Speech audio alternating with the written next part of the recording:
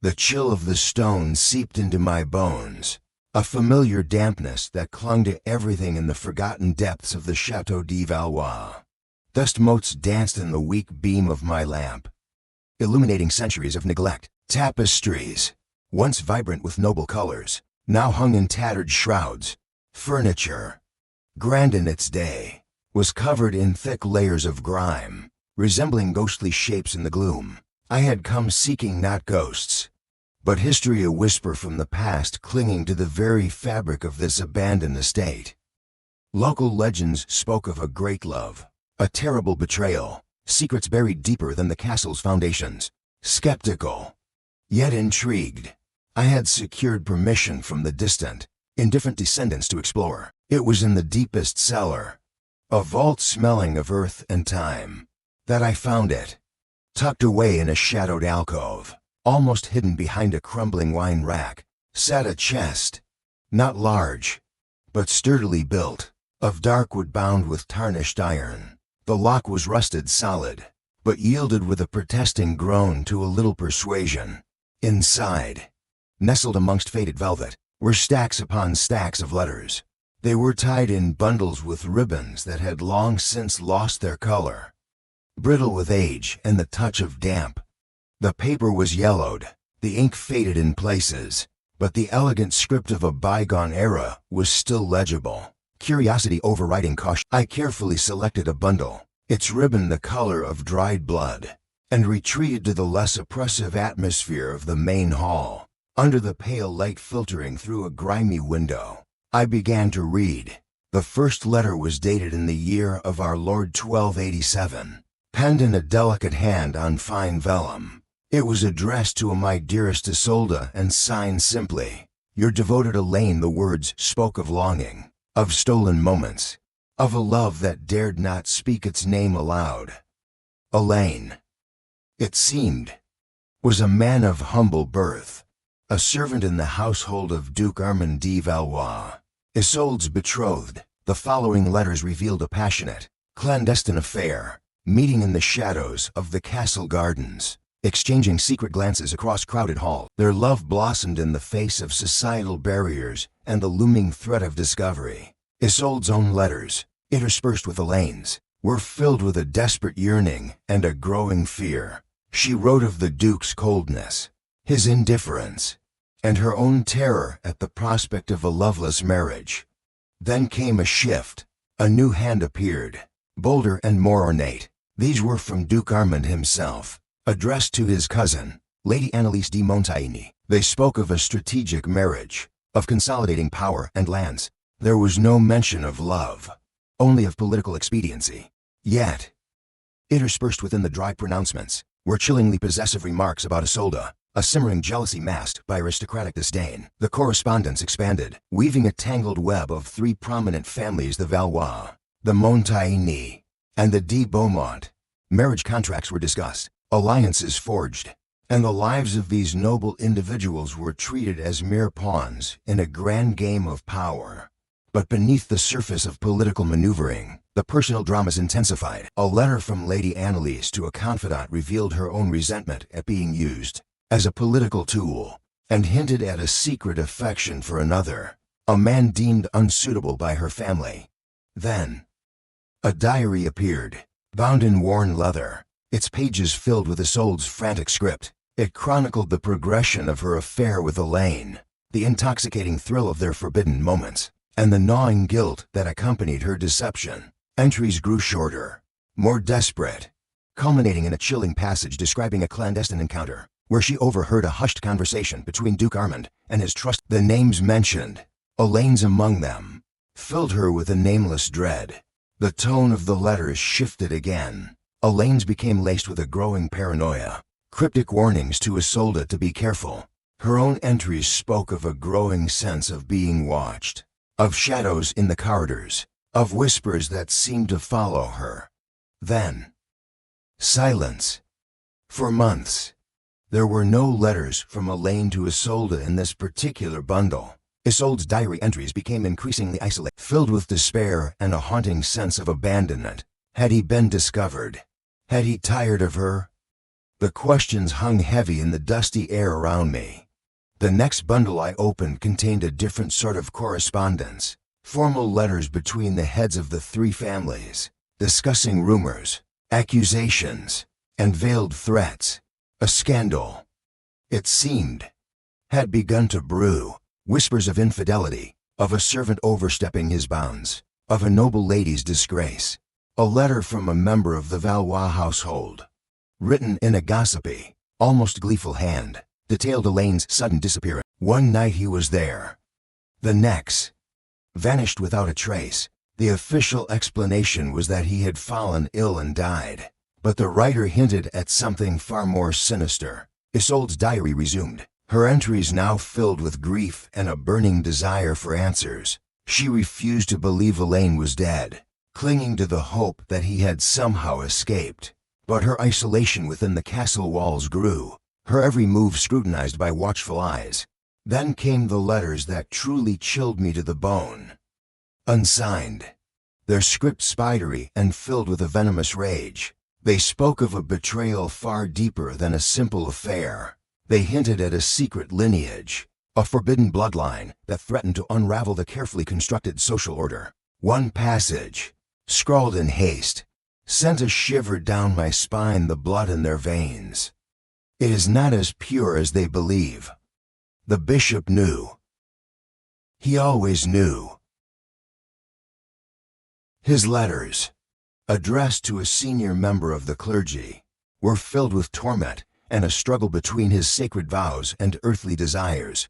He spoke of a woman, unnamed but clearly of noble birth, who had sought solace in the church, her heart burdened by a terrible secret.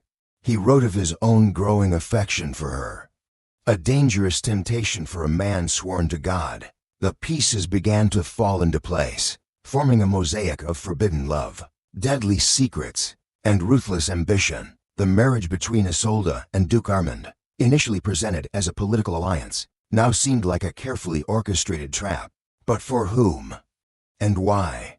I delved deeper into the chest, uncovering more bundles of letters, diaries, and fragmented notes. Each piece added another layer to the tragic tale unfolding before me. Lady Annalis's letters revealed her own secret love, a man whose identity remained elusive, and her growing suspicion of Duke Armand's cruelty. The bishop mentioned in the anonymous letters appeared in other correspondences, a figure of respected authority, yet now shrouded in an unsettling mystery. The final bundle contained a series of letters written much later, in a shaky hand.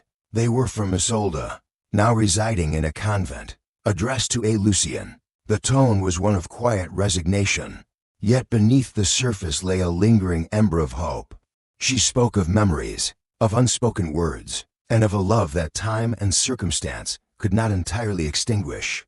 As I reached the last letter in the chest, dated decades after the others, a sense of profound sadness washed over me. The lives documented in these fragile pages were filled with passion and pain, their fates intertwined by secrets and betrayals. The cold stone walls of the cellar seemed to echo with their unspoken cries.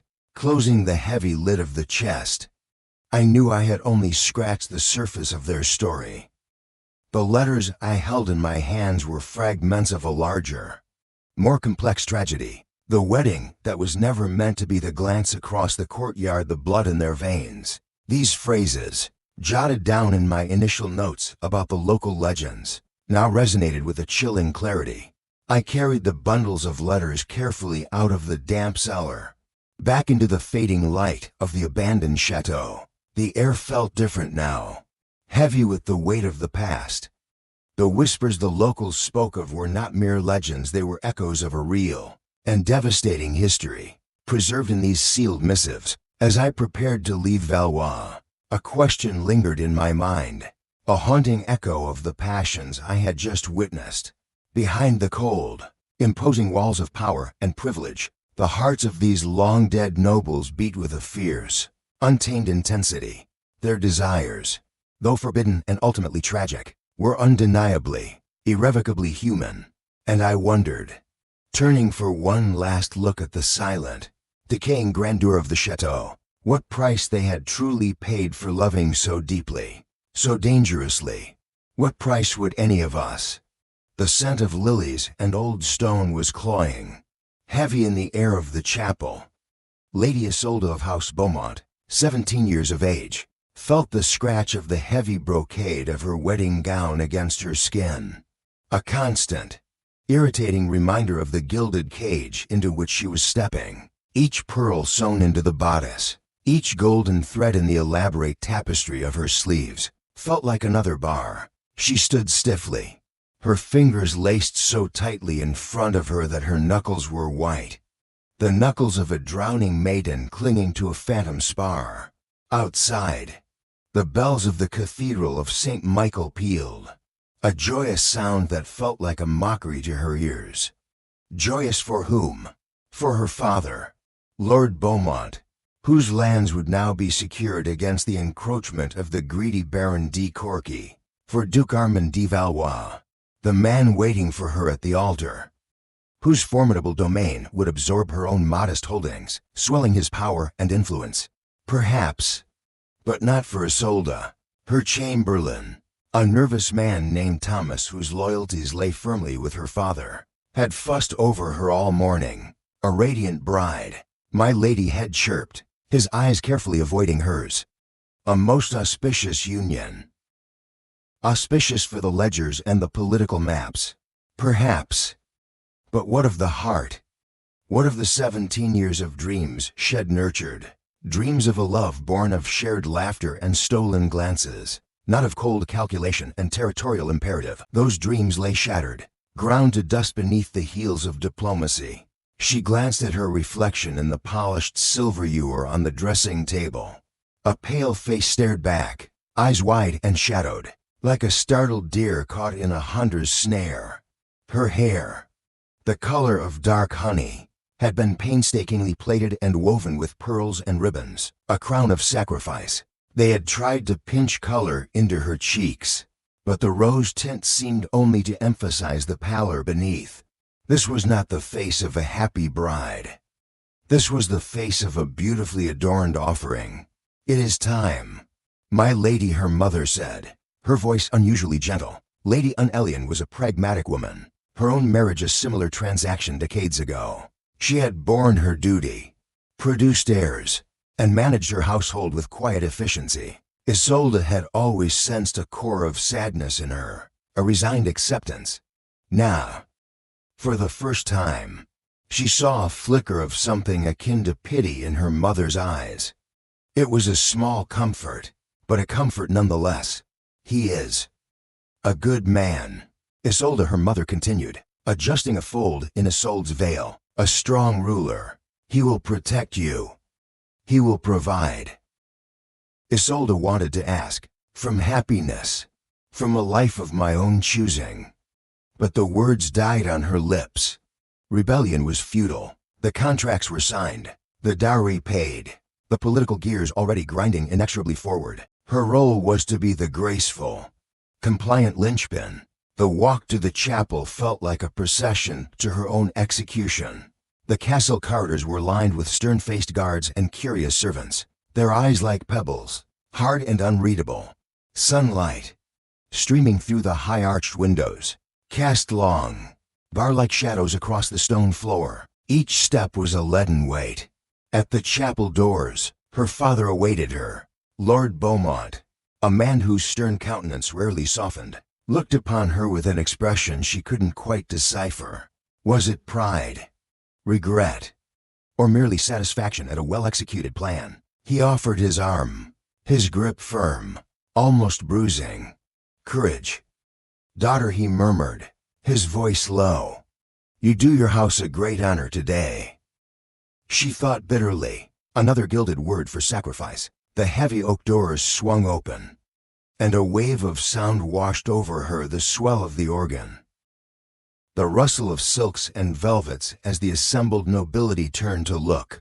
The air within was thick with incense, the scent of lilies overpowering. At the far end of the aisle, bathed in the jewel-toned light filtering through the stained glass windows, stood Duke Armand de Valois. He was older than she had initially perceived from the miniature portrait her father had shown her. The artist had been kind, smoothing away the lines of command etched around his eyes and mouth, softening the harsh set of his jaw. He was tall and broad-shouldered, his dark hair streaked with gray at the temples. He wore a tunic of deep crimson, the color of power and shed blood, richly embroidered with the Valois griffins in gold. He was 37. Her father had said, 20 years her senior, a lifetime. As she walked slowly down the aisle, her father's hand of vice on her arm, Isolde kept her eyes downcast, focusing on the intricate patterns of the mosaic floor. She could feel the weight of countless gazes upon her, dissecting her, judging her. The whispers were a low hum, like bees in a distant hive. She imagined their thoughts a fair prize, a young filly for an old stallion. Will she bear him strong sons? The Duke did not smile as she reached him. His eyes, a piercing gray, assessed her with an unnerving intensity, much as he might assess a new warhorse or a newly acquired tract of land. He was not unkind, not overtly cruel in his gaze, but there was a distinct lack of warmth, a chilling possessiveness that made her skin crawl. This was a man accustomed to taking what he wanted, a man for whom ownership was paramount. The bishop, a portly man with a voice like rumbling thunder, began the rites. His Latin phrases washed over Isolde, meaningless incantations. She made the responses mechanically, her voice a thin, reedy whisper. When it came time for the vows, she felt a cold dread settle in her stomach. To love, honor, and obey. How could she promise love where none existed? Honor to a man she barely knew. Obey a will that was not her own. She risked a glance at the Duke. His profile was stark, unforgiving. He spoke his vows in a clear, strong voice that resonated through the chapel, each word a nail hammering her into this unwanted future.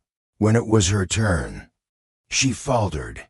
For a heartbeat, the words caught in her throat. Her father's grip tightened on her arm. A silent, insistent pressure. With a supreme effort of will, she forced the words out. A betrayal of her own soul. The exchange of rings. His was heavy, cold gold, a Valois signet that felt like a brand on her finger.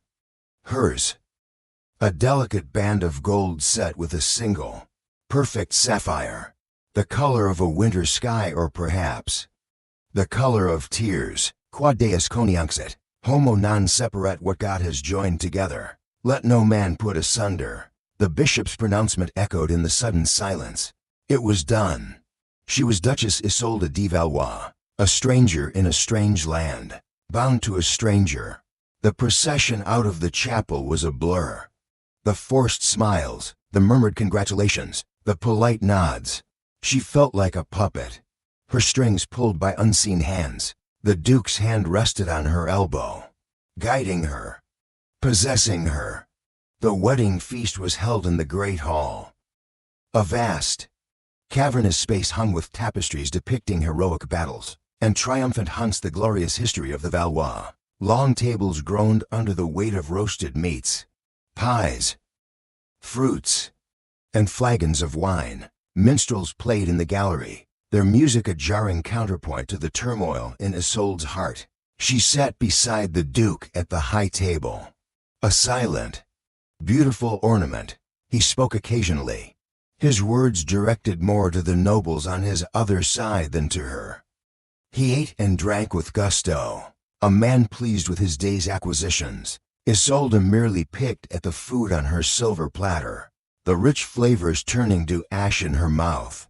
Her gaze drifted over the assembled crowd, knights and ladies, barons and counts, their faces a shifting sea of polite smiles and veiled curiosity. She saw her father, seated at a place of honor, deep in conversation with a grim-faced warrior. Her mother sat quietly, her expression unreadable.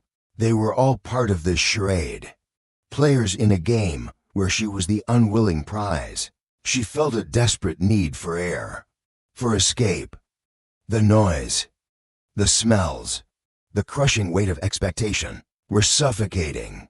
Her eyes scanned the room, Not seeing. Just searching for a focal point. Anything to distract her from the slow, agonizing crawl of time. And then she saw him. He was standing near the Duke's chair, slightly behind and to the side, in the position of a trusted attendant. He was not overtly handsome in the classical sense, not like the gilded youths who preened at court. His features were strong, almost stark, with a firm jawline and dark, unruly hair that fell across his forehead. He was dressed in the simple, dark livery of the Duke's household, yet he wore it with an air of quiet dignity that set him apart from the other servants. Bustling about, it was his appearance that caught her. Not initially. It was his eyes. As her gaze swept past him, their eyes met.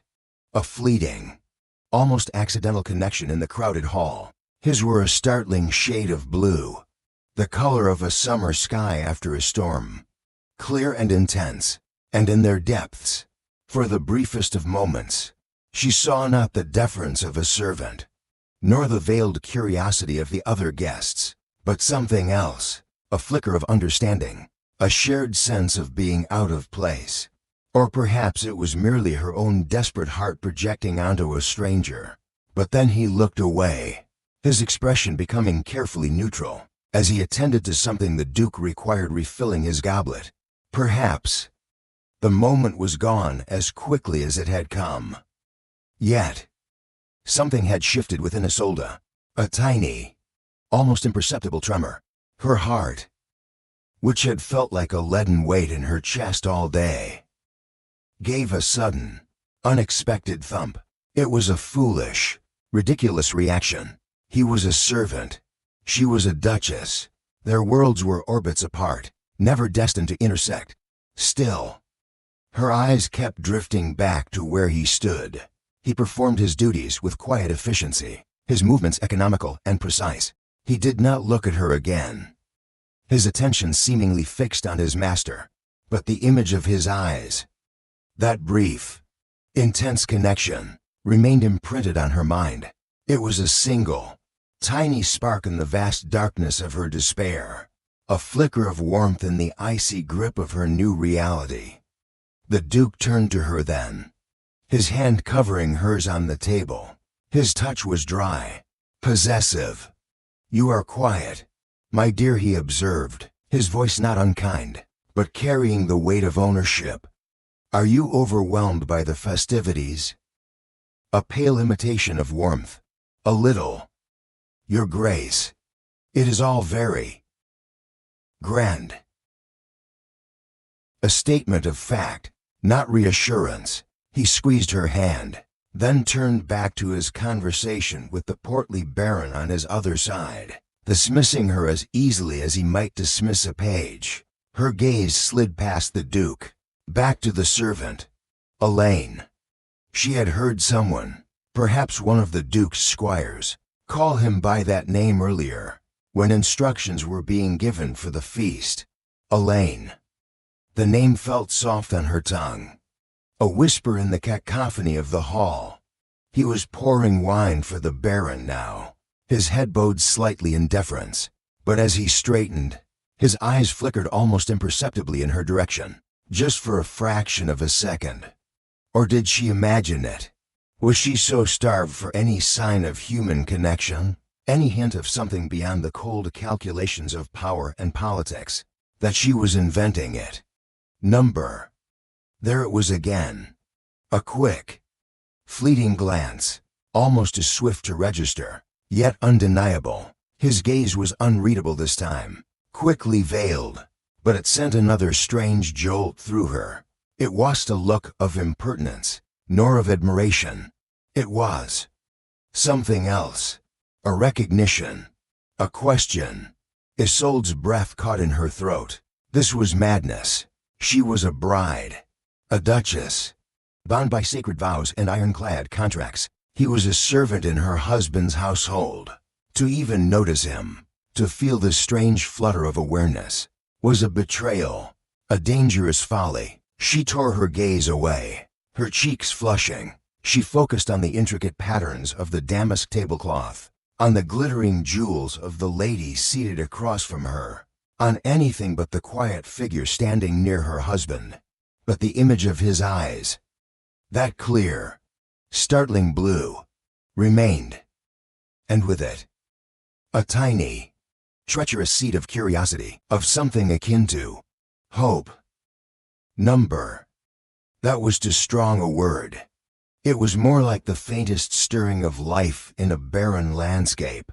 A single, unexpected note in a symphony of despair. The feast wore on, an endless parade of courses, toasts, and forced pleasantries. Isolde moved through it all in a daze, performing her role, smiling when required, speaking when spoken to. But beneath the carefully constructed facade of the dutiful Duchess, a new awareness had taken root. Later, as the Duke led her from the great hall, his arm firmly round her waist, guiding her towards the bridal chamber, towards the consummation of this unholy alliance, her mind was a whirl of conflicting emotions. Dread, resignation, a profound sense of loss. But now, woven through it all, was a new, unsettling thread, the memory of a pair of blue eyes, and a glance that had, for a fleeting moment, made her heart beat true in a way it had not all day. The wedding was a cage. Yes. But perhaps, she thought with a sudden, wild surge of something she dared not name, perhaps even in the deepest, darkest cage, a single, unexpected ray of light might find its way in. Or perhaps, she was merely a fool, grasping at straws in the face of an inescapable fate. The heavy oak door of the bridal chamber closed behind them with a resounding thud, sealing her in. This wedding, she knew with a chilling certainty that went bone deep, was never meant to be. And the true cost of it, she suspected, was yet to be counted. The weeks following the wedding settled into a routine that was both opulent and stifling for Isolde. Days were measured by the chimming of the chapel bells, by the formal meals in the great hall, by the endless cycle of household management and the polite, vacuous conversations with the ladies of the Duke's court. She was the Duchess de Valois, a title that draped her in silks and jewels, but bound her in invisible chains. Duke Armand was, for the most part, an absent presence. His days were consumed by matters of state, petitions from his vassals, disputes over land, the endless machinations of power that kept his vast domain intact. When he was present, his attention towards Isolde was proprietary. A brief acknowledgement of her existence, a perfunctory kiss on the cheek before he retired to his own chambers, or a heavier, more demanding presence on the nights he chose to assert his marital rights. Those nights left her feeling hollowed out, a vessel used and then set aside. Love did not factor into their equation. Respect. Perhaps, on his side, the respect one gives to a valuable acquisition. For Isolde, there was a carefully maintained courtesy, a shield against the bleakness of her reality. But in the quiet moments, in the interstices of her structured life, the memory of a pair of startlingly blue eyes persisted. Elaine. She learned his name properly, not just from a snatched whisper. He was one of the Duke's personal attendants, a man of quiet competence and an almost unnerving stillness. He was often in the Duke's vicinity, which meant he was often in hers. At first, she told herself it was mere curiosity. He was an anomaly in the bustling, often sycophantic, ducal household. He moved with a grace that belied his station, his expressions usually carefully neutral. Yet those eyes, they seemed to hold a depth, an intelligence that intrigued her. Their encounters were fleeting, almost imperceptible to an outside observer. A shared glance across the crowded solar as she sat with her ladies-in-waiting, pretending to be absorbed in her needlework. His eyes would meet hers for a fraction of a second, a flicker of acknowledgement, before he returned his attention to his duties.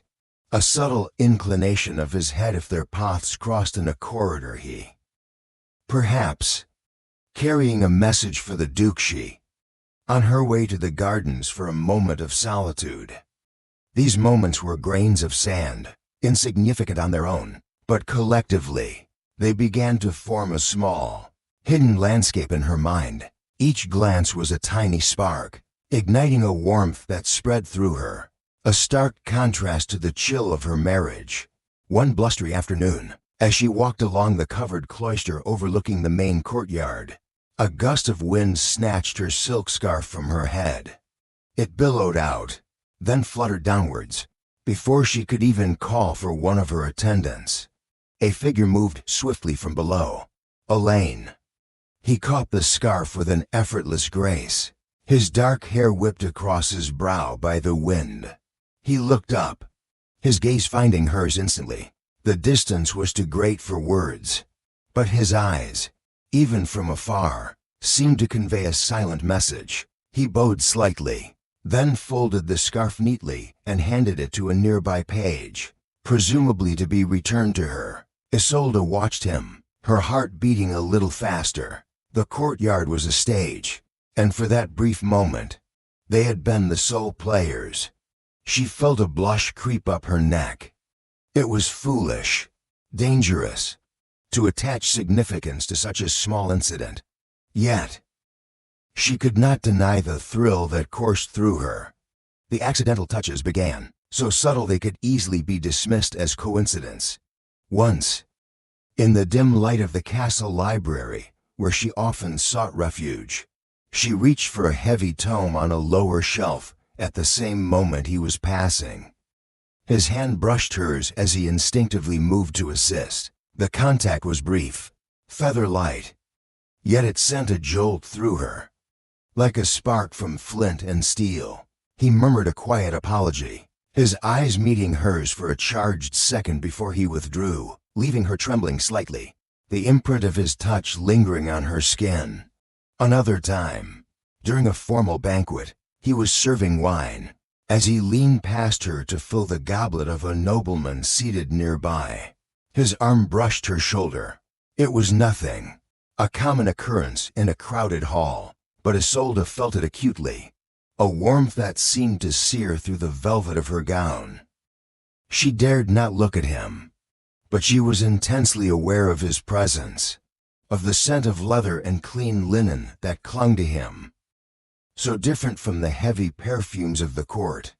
These small, stolen moments became the focal points of her days. She found herself anticipating them, her senses heightened, always aware of his proximity. She learned his routines, the times he was likely to be in certain parts of the castle. She would linger in the gallery overlooking the training yard. When she knew he sometimes sparred with the squires, his movements surprisingly fluid. She would choose a path through the west wing if she knew he was delivering messages there. It was a dangerous game. The silent, burgeoning awareness. Guilt gnawed at her. The vows she had taken. The duty she owed her husband and her house.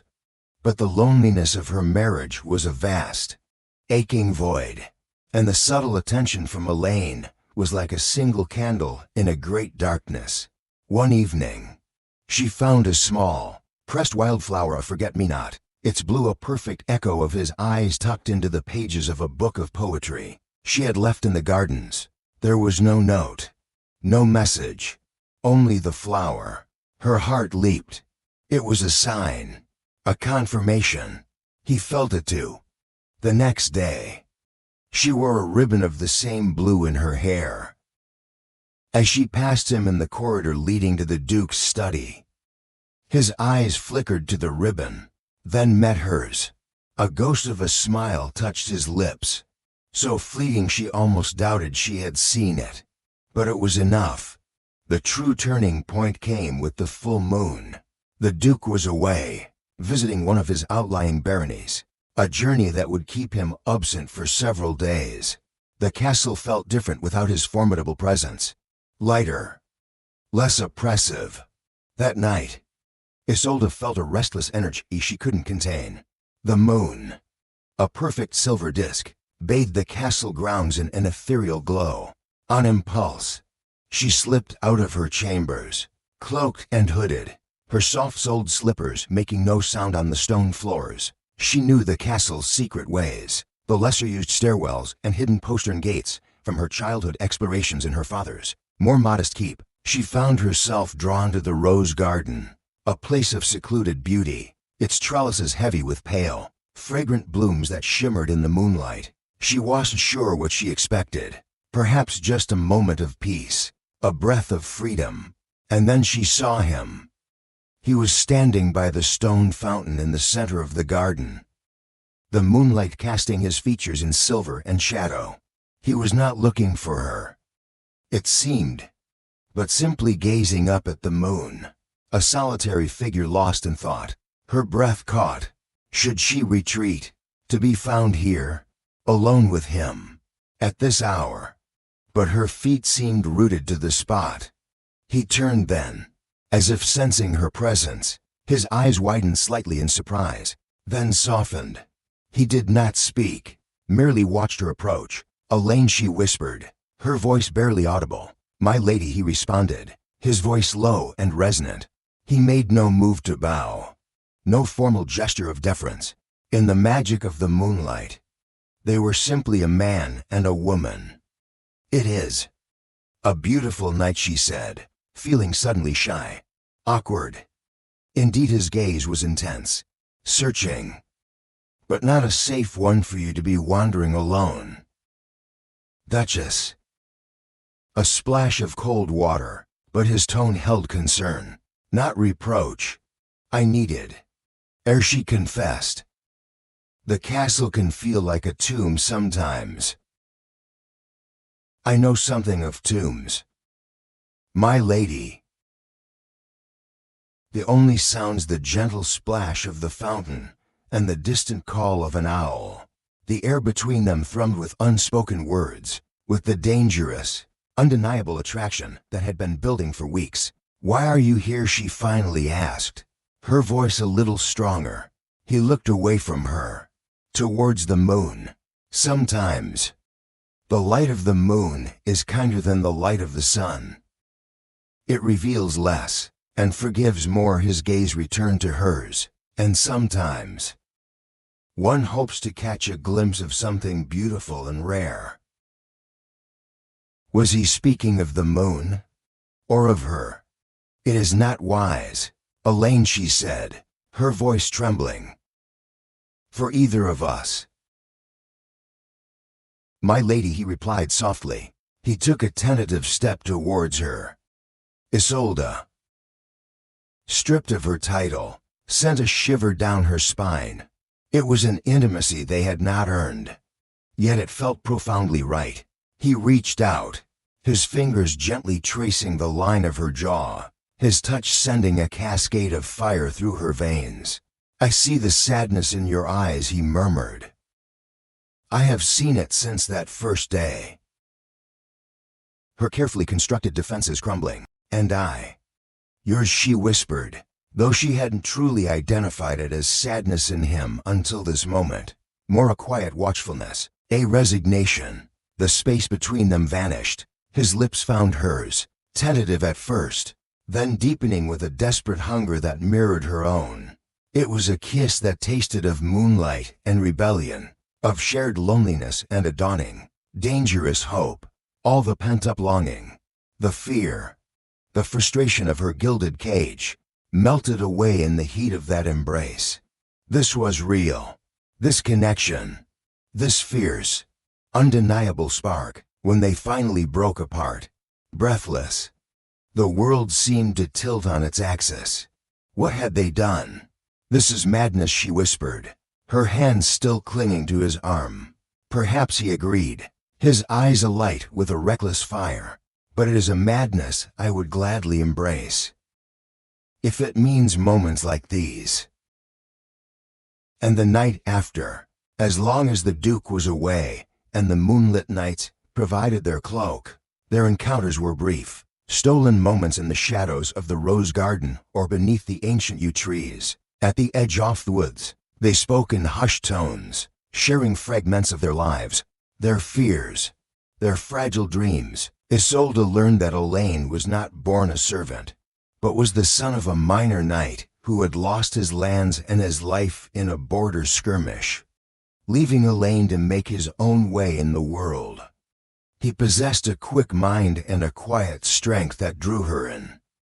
He, in turn, seemed to see beyond her title, to the trapped spirit within. Their physical intimacy grew, from stolen kisses to lingering embraces, each touch a brand, searing itself into their memories. It was a desperate, furtive affair, fraught with peril, yet it was the only thing that made Isolde feel truly alive.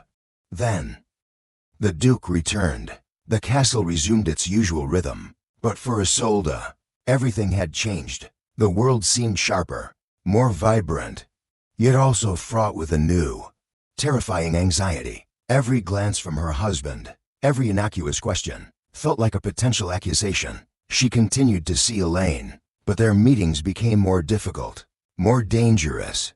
A whispered word in a crowded hall. A note passed through a trusted intermediary, one of her younger, more sympathetic ladies-in-waiting, Alara, who suspected but kept her counsel. Brief encounters in seldom used parts of the castle, their conversations rushed, their touches fleeting. One evening, as Isolde sat with the Duke in their chambers, he idly stroked her hair. He was in a rare contemplative mood, the burdens of his domain temporarily set aside. "You seem different of late, Isolde," he remarked, his voice casual, almost too casual. Her heart leaped into her throat. "Different, Your Grace." In what way she managed, keeping her tone light. He studied her face, his gray eyes narrowed slightly. "More animated. There's a flush in your cheeks that was not there before." "Marriage agrees with you." It seems she forced a laugh. "Perhaps I am merely growing accustomed to my duties as Duchess." "My lord, perhaps," he said, his gaze lingering on her for a moment longer than comfortable. "Or perhaps you have found other distractions." Was it a guess, a veiled warning, or did he know? She searched his face, but his expression was unreadable, his usual stern mask back in place. A few days later, she was walking in the inner courtyard, seeking a moment's respite. Elaine was crossing the yard from the stables, carrying a saddle. Their eyes met, and for a dangerous, reckless moment, a smile touched both their lips, a shared secret, a silent acknowledgement of their stolen joy. As Elaine continued on his way, Isolde became aware of a figure standing in the shadows of an arched doorway, overlooking the courtyard. Duke Armand. He was watching her, his face a thundercloud. He said nothing, did nothing, but his gaze was like a physical blow, cold and heavy with suspicion. When her eyes met his, he simply turned and walked away, disappearing back into the gloom of the castle. Panic seized Isolde. He had seen the look that passed between her and Elaine. He knew, or at the very least, he suspected, truly suspected. The air in the courtyard suddenly felt cold, the sunlight brittle, the glances, the touches, the moonlit meetings. Had they all been leading to this? To a precipice from which there was no retreat. That night, as she lay alone in her vast, cold bed, the Duke having pointedly retired to his own chambers without a word to her, the moonlight streaming through her window felt less like a benediction, and more like an interrogator's lamp. The courtyard below was silent, empty. But in her mind's eye, she could still see the Duke's face, his eyes promising a reckoning. Her affair with Elaine, born in the shadows, now felt poised on the brink of being dragged into a brutal, unforgiving light. And the question echoed in the terrifying silence of her room. What would he do?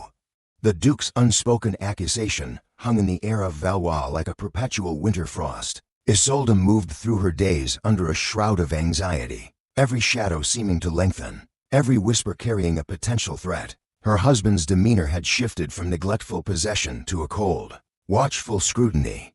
He said little, but his eyes followed her, assessing, calculating.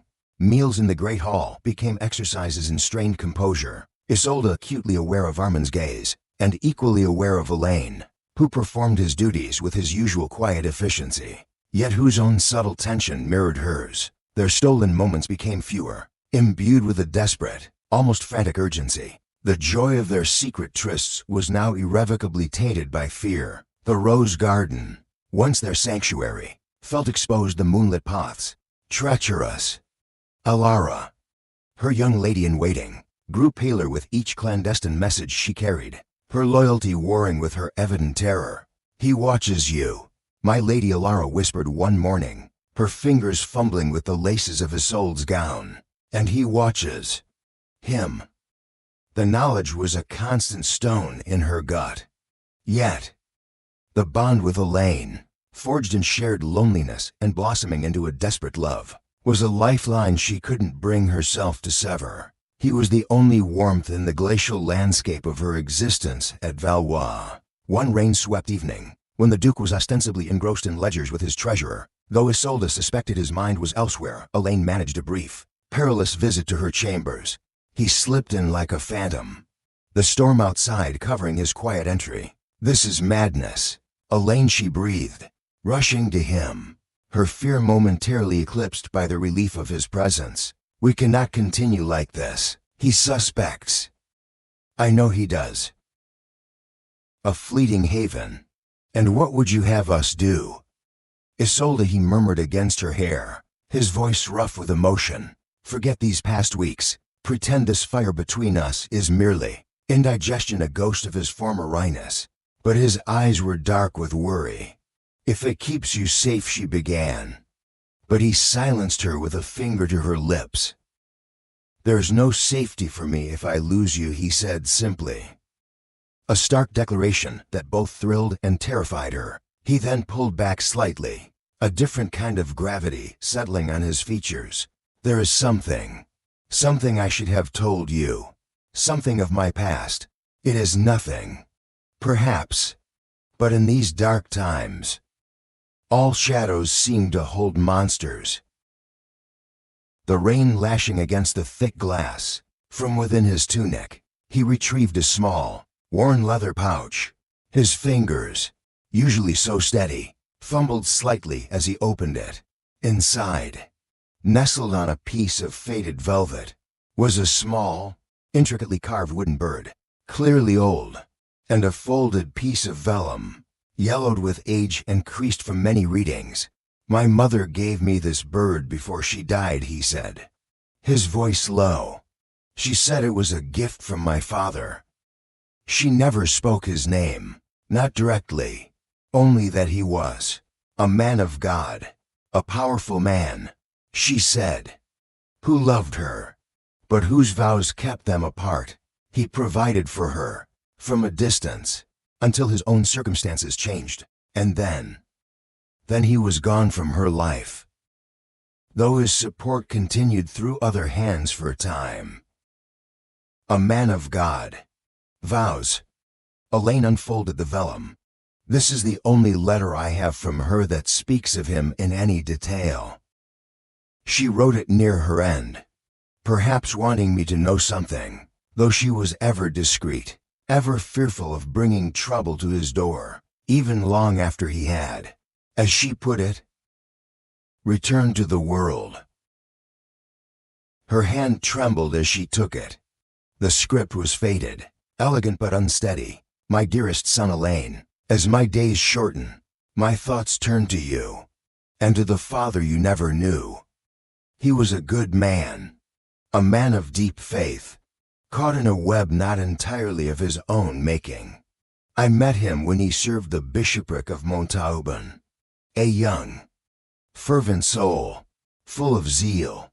His name then, in the service of the church, was Brother Thomas. He had a small birthmark, like a tiny crescent moon, just above his left collarbone, a mark I pray you have not inherited, for it might identify you to those who would wish him ill.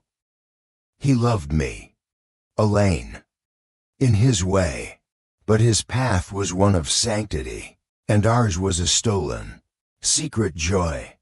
Later, events beyond his control called him to a different life, a secular inheritance. he could not refuse after the loss of his elder brothers. He became a lord, with worldly duties. I pray he found some peace. He always carried a small book of ours, bound in dark blue leather, a gift from his own mother. Isolde's breath hitched. Bishopric of Montauban, Brother Thomas. A crescent birthmark, a blue leather book of ours. The world tilted, fragments of memory, sharp and unwelcome, pierced through the fog of her disbelief. Her own father, Lord Beaumont, before he had inherited the title upon the sudden. Tragic deaths of his two older brothers in a border skirmish had indeed served the church. In his youth, he had been destined for a high ecclesiastical career. She vaguely remembered her mother once mentioning, in a hushed, almost embarrassed tone, his youthful fervor, and his subsequent, necessary return to secular life to assume the Beaumont legacy, and the birthmark. She had seen it once, as a child, when he had been ill with a fever, and his nightshirt had slipped. A tiny, pale crescent moon, just above his collarbone, the blue book of ours. It still sat on his private desk in their estate at Beaumont. The letter slipped from her nerveless fingers. Elaine caught it. Isolde. What is it? You are as pale as death. His voice was sharp with alarm. She couldn't speak. Her mind reeled. A chaotic storm of horror and revulsion. Lord Beaumont. Her father. Their father. The bishopric of Montauban, she finally choked out, her voice a strangled whisper. My father served there, before he became Lord Beaumont, his given name. It was Thomas. His blue eyes widening, first in confusion, then in dawning, sickening comprehension. The color drained from his face, leaving it a mask of shock. No, he whispered. It cannot be. The words like acid on her tongue. The crescent moon. I've seen it. On him. And the book of ours. Thick and suffocating, broken only by the relentless drumming of the rain against the window. Elaine sank onto the window seat, the carved bird and the damning letter falling unheeded to the floor. He stared blindly ahead, his expression one of utter devastation. Isolde felt a wave of nausea wash over her. The man she loved, the man whose touch had ignited her soul, the man in whose arms she had found solace and a desperate, forbidden joy, was her brother, her half-brother, the fruit of her own father's broken vow, a hidden sin that had now risen to claim them both. The implications crashed down upon her with the force of a physical blow. Their love, already illicit and dangerous, was now revealed as something far more monstrous, a sin against God, against nature, against the very blood that flowed in their veins. The sacred bond of family had been hideously, unknowingly, perverted. All this time Elaine's voice was hollow, devoid of life. He was. And I never knew. She never told me his worldly name. He looked at Isolde, his eyes filled with an agony that mirrored her own. Isolde, what have we done? Her mind, her very soul, felt fractured. The foundations of her world had crumbled to dust. Her father, the stern, upright Lord Beaumont, the man who had forced her into this loveless marriage for the sake of duty and alliance, was a hypocrite, a man who had concealed a sin of monumental proportions. And she, his daughter, had unwittingly compounded that sin. The questions of morality, of faith, swirled in the maelstrom of her emotions. How could God allow such a thing? Was this some divine punishment for her adulterous heart? Or was it merely the cruel, random capriciousness of fate, a tangled web of her father's past transgressions ensnaring them all? Her faith, already strained by the injustices of her marriage, now felt like a fragile thread, close to snapping. The love she felt for Elaine, it had been so pure, so desperate, a shining light in her darkness. Now, it was grotesque, a source of shame and horror. Yet, how could she simply extinguish it? How could she look at him, the man whose face was etched onto her heart, and see only the forbidden? "He is my father," she whispered, the words tasting like ash. "The same blood. Your blood. My blood." She couldn't finish the sentence. The reality was too vile. Elaine covered his face with his hands, his shoulders shaking. Isolde reached out, then recoiled as if burned. To touch him now, knowing what they knew, it felt like another layer of damnation. The irony was a bitter pill. Duke Armand's suspicions, which had seemed the greatest threat, now paled in comparison to this new, internal horror. Adultery was a sin punishable by disgrace, even death. But incest, that was a defilement that stained the soul itself, inviting the wrath of both God and man in a way that was absolute. "What does this mean for us?" Elaine finally asked, his voice ragged, looking up at her. His blue eyes, so like her own father's in a way she had never noticed before, now filled with despair. Isolde shook her head, tears streaming down her face. "Means," she choked out. "It means an end, Elaine. It means damnation. It means everything we shared was a lie, a perversion." Yet, even as she said the words, a rebellious part of her heart screamed that the love itself, the connection, had not been a lie, however horrifying its foundation. The weight of her father's sin, his broken vows, his deception, crashed down upon her. He had sacrificed her happiness for political gain, all while concealing a past that made a mockery of his pronouncements on duty and honor. And in doing so, he had unknowingly set the stage for this new, more terrible tragedy. A chilling thought pierced through her grief. If Duke Armand were to discover not just her adultery, but the true nature of her relationship with Elaine, the scandal would consume not only her and Elaine, but House Beaumont as well. Her father's carefully constructed reputation would be shattered. The consequences would be cataclysmic. "No one can know," she said, her voice suddenly firm, cutting through her despair.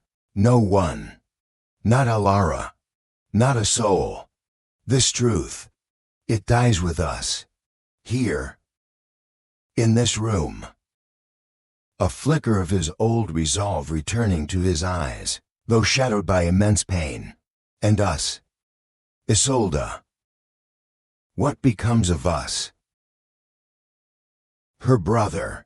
The agony of that realization was a fresh wound, bleeding into all the others. "There is no us," she said, the words tearing at her throat. "There never can be.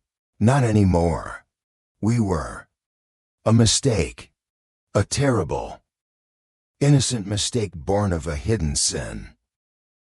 Mirroring the tempest in their souls, the carved bird lay on the floor, a poignant symbol of a love that should never have been, and a secret that now bound them together in a shared, unholy knowledge.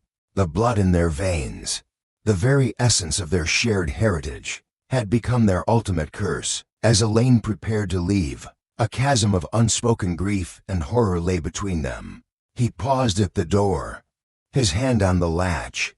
He looked back at her, his face etched with a sorrow so profound it stole her breath. There were no words left to say, only the shared, terrible understanding of their catastrophic fate. He slipped out as silently as he had come, leaving Isolde alone with the ruins of her heart and the devastating weight of their shared blood. The love story that had blossomed in stolen glances across courtyards and furtive meetings under moonlit skies had ended, not with a whisper, but with the deafening, soul-shattering revelation of a truth too terrible to bear. The revelation of her shared blood with Elaine had shattered Isolde. It was a truth so monstrous it poisoned every memory, every stolen glance, every whispered endearment that had once been her salvation. The love she had felt, so fierce and desperate, now recoiled upon itself, morphing into a grotesque parody.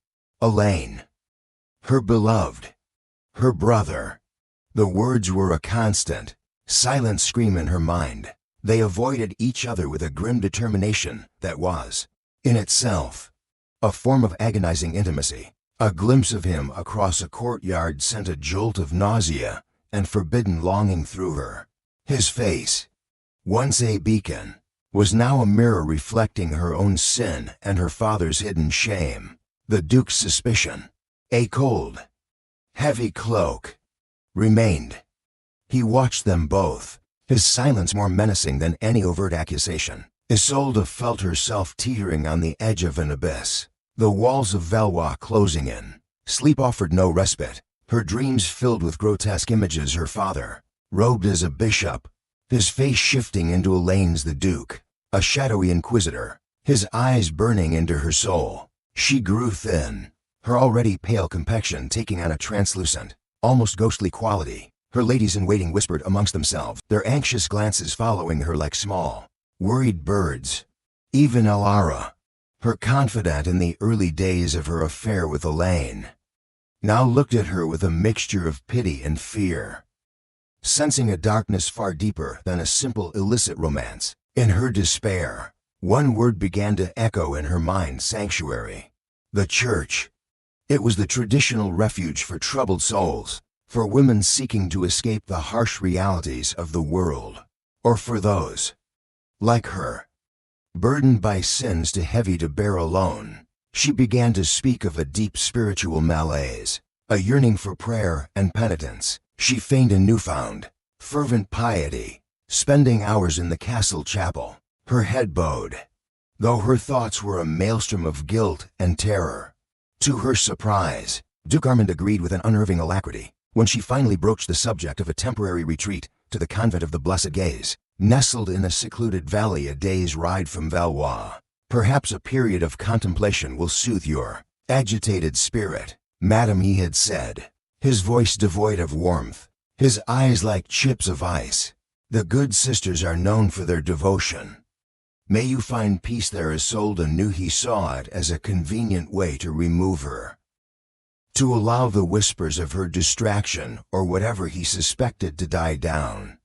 Or perhaps he hoped the austere environment would break whatever rebellious spirit he perceived in her. Whatever his reasons, she seized the opportunity. The convent of the Blessed Gaze was a world away from the opulent intrigue of Valois. Its stone walls were ancient, weathered by centuries of wind and rain, its atmosphere one of profound, almost suffocating quiet. The sisters moved like wraiths in their dark habits, their lives ordered by the ceaseless rhythm of prayer and work. Isolde, still a duchess, was afforded a small, private cell, stark but clean, overlooking a walled garden where medicinal herbs grew in neat rows. The abbess, a woman of severe countenance, but with eyes that held a surprising depth of understanding, received her with formal courtesy. We pray you find solace within these walls, Your Grace. God's mercy is infinite for those who truly seek it. Isolde wasn't sure she would ever know it again. Her primary goal was escape from Valois, from the Duke's knowing gaze, from the unbearable proximity to Elaine, and from the crushing weight of her own sin-stained heart. Her days fell into the convent's routine: early morning lauds, silent meals in the refectory, hours spent in the scriptorium attempting to focus on the illumination of manuscripts, her hands too unsteady for the delicate work, and confession. It was in the dim, cool sanctity of the convent's ancient chapel, during her first confession, that she met Father Lucien. He was younger than she had expected the convent's confessor to be, perhaps no more than 5 or 6 years her senior. His face, framed by dark, neatly trimmed hair, was ascetic but not unkind, with intelligent, searching eyes the color of hazel and shadow. When he spoke, his voice was calm, measured, with a timbre that resonated with a quiet authority, yet held an underlying gentleness. Kneeling behind the carved wooden screen, Isolde poured out a torrent of guilt, carefully edited, yet undeniably heavy. She spoke of a wayward heart, of breaking her sacred marriage vows, of deceit and profound regret. She spoke of a love that had brought her to the brink of despair, a love she now knew was deeply, irrevocably wrong. She did not, could not, name Elaine, nor speak the horrifying truth of their shared blood. The sin of adultery was burden enough to confess the sin of incest. She felt would damn her utterance and his ears. Father Lucien listened patiently, his silence punctuated only by the occasional soft murmur. When she had finished, her voice choked with unshed tears, he spoke. The path of temptation is wide, my daughter, and human hearts are fragile vessels. God's mercy extends even to our deepest failings. If our contrition is true, his words were traditional, the balm of the confessional. Yet there was a quality in his voice, a lack of rote condemnation, that touched her. He assigned her penance prayers, fasting, but also spoke of the need for self-forgiveness, a concept that felt alien to her tormented soul. Over the following weeks, their paths crossed more frequently. As the Duchess, she was not entirely cloistered like the nuns. Father Lucien, aside from his duties as confessor, also supervised the convent's small library and scriptorium, where Isolde spent many hours, finding a measure of distraction in the ancient texts. He would often pause by her table, inquiring gently about her spiritual progress, or discussing a passage from one of the manuscripts. He was well-read, his mind sharp and insightful. He spoke of Augustine and Aquinas, of the struggles of the saints, of the eternal dance between human frailty and divine grace. In his presence, Isolde found a surprising intellectual companion, a respite from the turmoil that consumed her. She began to look forward to these conversations. Lucien's presence was a calm anchor in the storm of her emotions. He did not pry into the specifics of her past sins beyond what she offered in confession, but he seemed to sense the depth of her suffering. His eyes would often hold a compassionate understanding that went beyond his priestly role. For Lucien, Isolde was a revelation. He had heard confessions from countless souls, listened to tales of petty sins and profound regrets. But there was something about this young duchess, her fragile beauty, the palpable weight of her sorrow, the keen intelligence that flickered in her eyes despite her despair, that unsettled him. He saw not just a penitent, but a woman of deep feeling, trapped and wounded. He prayed for her, and found himself praying for his own strength, for his vows were beginning to feel like a garment ill-suited to the unexpected stirrings of his heart. He was a man of God, dedicated to his sacred calling, but he was also a man, young and possessed of a sensitivity that made him vulnerable to the raw humanity he encountered. Isolde's pain resonated with a hidden chord within him, a loneliness he rarely acknowledged. He found himself thinking of her outside the confines of their formal interactions, her face haunting his prayers, her sorrow an unwelcome guest in his solitary cell. One afternoon, as they sat in the sun-dappled scriptorium, discussing a particularly beautiful passage from Boethius' Consolation of Philosophy, Isolde's composure momentarily fell. Tears welled in her eyes as she spoke of the search for true happiness, her voice thick with an unnamed grief. Sometimes, Father, she whispered, her gaze fixed on the illuminated page, it feels as though all paths lead only to greater sorrow, as if one is destined to carry a weight that can never be set down. He longed to reach out, to offer some comfort beyond the prescribed words of his office. He saw not the Duchess de Valois, nor the abstract sinner, but Isolde, a woman drowning in a sea of private anguish, even in the deepest darkness. My lady, he said, his voice softer than he intended, there's the promise of dawn. Faith is not the absence of doubt or sorrow, but the courage to seek light even when it is obscured.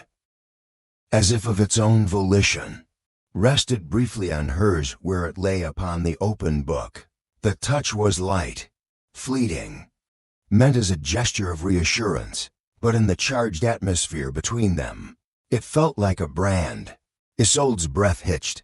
She looked up, her tear-filled eyes meeting his. In his gaze, she saw not just priestly compassion, but something deeper, something profoundly human and unsettlingly familiar, a flicker of shared vulnerability, of an unspoken understanding that transcended words. He withdrew his hand quickly, a flush rising on his own cheeks. Forgive me, Your Grace, he murmured, his composure momentarily shaken. I overstepped. Or the connection was made. That brief touch had ignited a spark, a dangerous awareness that lingered in the air between them.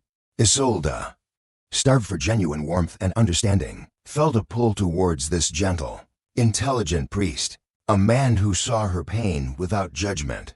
Lucien, in turn, found himself increasingly drawn to her quiet strength, her wounded spirit. Their conversations grew more personal, straying from theological discourse to guarded discussions of their own thoughts and feelings. In the quiet sanctity of the chapel, during late afternoon vespers when the shadows lengthened and the air grew cool, their eyes would sometimes meet across the flickering candlelight. These were no longer the glances of a priest and his penitent, but something more complex, tinged with a nascent, forbidden tenderness. Lucien was tormented. He prayed fervently, fasted, scourged himself with guilt. He was betraying his vows, his God, merely by allowing these feelings to take root. He tried to distance himself from Isolde, to maintain a formal, professional detachment, but her sorrowful eyes, her quiet dignity, her desperate need for solace, drew him back. Isolde, too, was conflicted. Had she fled one fire only to stumble into another? This growing affection for Father Lucien felt different from the desperate, almost feverish passion she had shared with Elaine. With Lucien, there was a sense of peace, of intellectual kinship, of a gentle unfolding. Yet, it was equally, if not more, forbidden. He was a priest, sworn to celibacy, a servant of God. To tempt him, to allow herself to feel this way, was another profound sin. The whispers in the chapel began to change their nature. Once, they were the hushed prayers of the nuns, the murmur of Latin rites, Isolde's own choked confessions. Now, they were the unspoken words that passed between her and Lucien, the silent acknowledgement of a bond that should not exist. One evening, during a violent thunderstorm that rattled the ancient stained glass windows of the chapel, Isolde sought refuge there. The power of the storm mirrored the tempest in her soul. She knelt before the altar, tears streaming down her face, praying for an escape that seemed impossible. The chapel door creaked open, and Father Lucien entered, his face pale in the flickering candlelight. He had seen her enter, his heart aching at her evident distress. "My lady," he said softly, approaching her. "You should not be alone in such sorrow." She looked up at him, her carefully constructed composure shattered. "I am lost, Father," she choked out. "So utterly lost. Not as a priest, but as a man. We are all lost at times." "Isolde," he murmured, using her given name in a moment of unguarded intimacy. "But even in the darkest night, God's stars still shine, though we may not always see them. Not as a fleeting touch, but as a firm, reassuring grip." She clung to it, drawing strength from his presence. They knelt there together in silence, the storm raging outside, a different kind of storm building within the sacred walls. When he finally helped her to her feet, their faces were close, the scent of beeswax, old incense, and the clean, rain-washed scent of him filled her senses. His eyes, dark with an emotion she couldn't name, desire, pity, a shared despair, searched hers. The distance between them vanished. His lips met hers, a kiss that was both a sacrilege and a sacrament, a desperate reaching for solace in a world that offered none. It was not the fiery passion she had known with Elaine, but a deep, aching tenderness, a shared understanding of their mutual transgression. They broke apart, horrified and breathless. "Forgive me," Lucien whispered, his face a mask of anguish. I have failed." "No," Isolde said, her voice trembling. "It is I who have brought this sin upon you." The truth of their shared moment, their undeniable connection, hung between them. They had crossed a line, and there was no going back. In the weeks that followed, their relationship deepened, a secret, shameful fire burning beneath the calm surface of convent life. Stolen moments in the library, hushed conversations in the cloister garden after the nuns had retired, lingering touches that spoke volumes.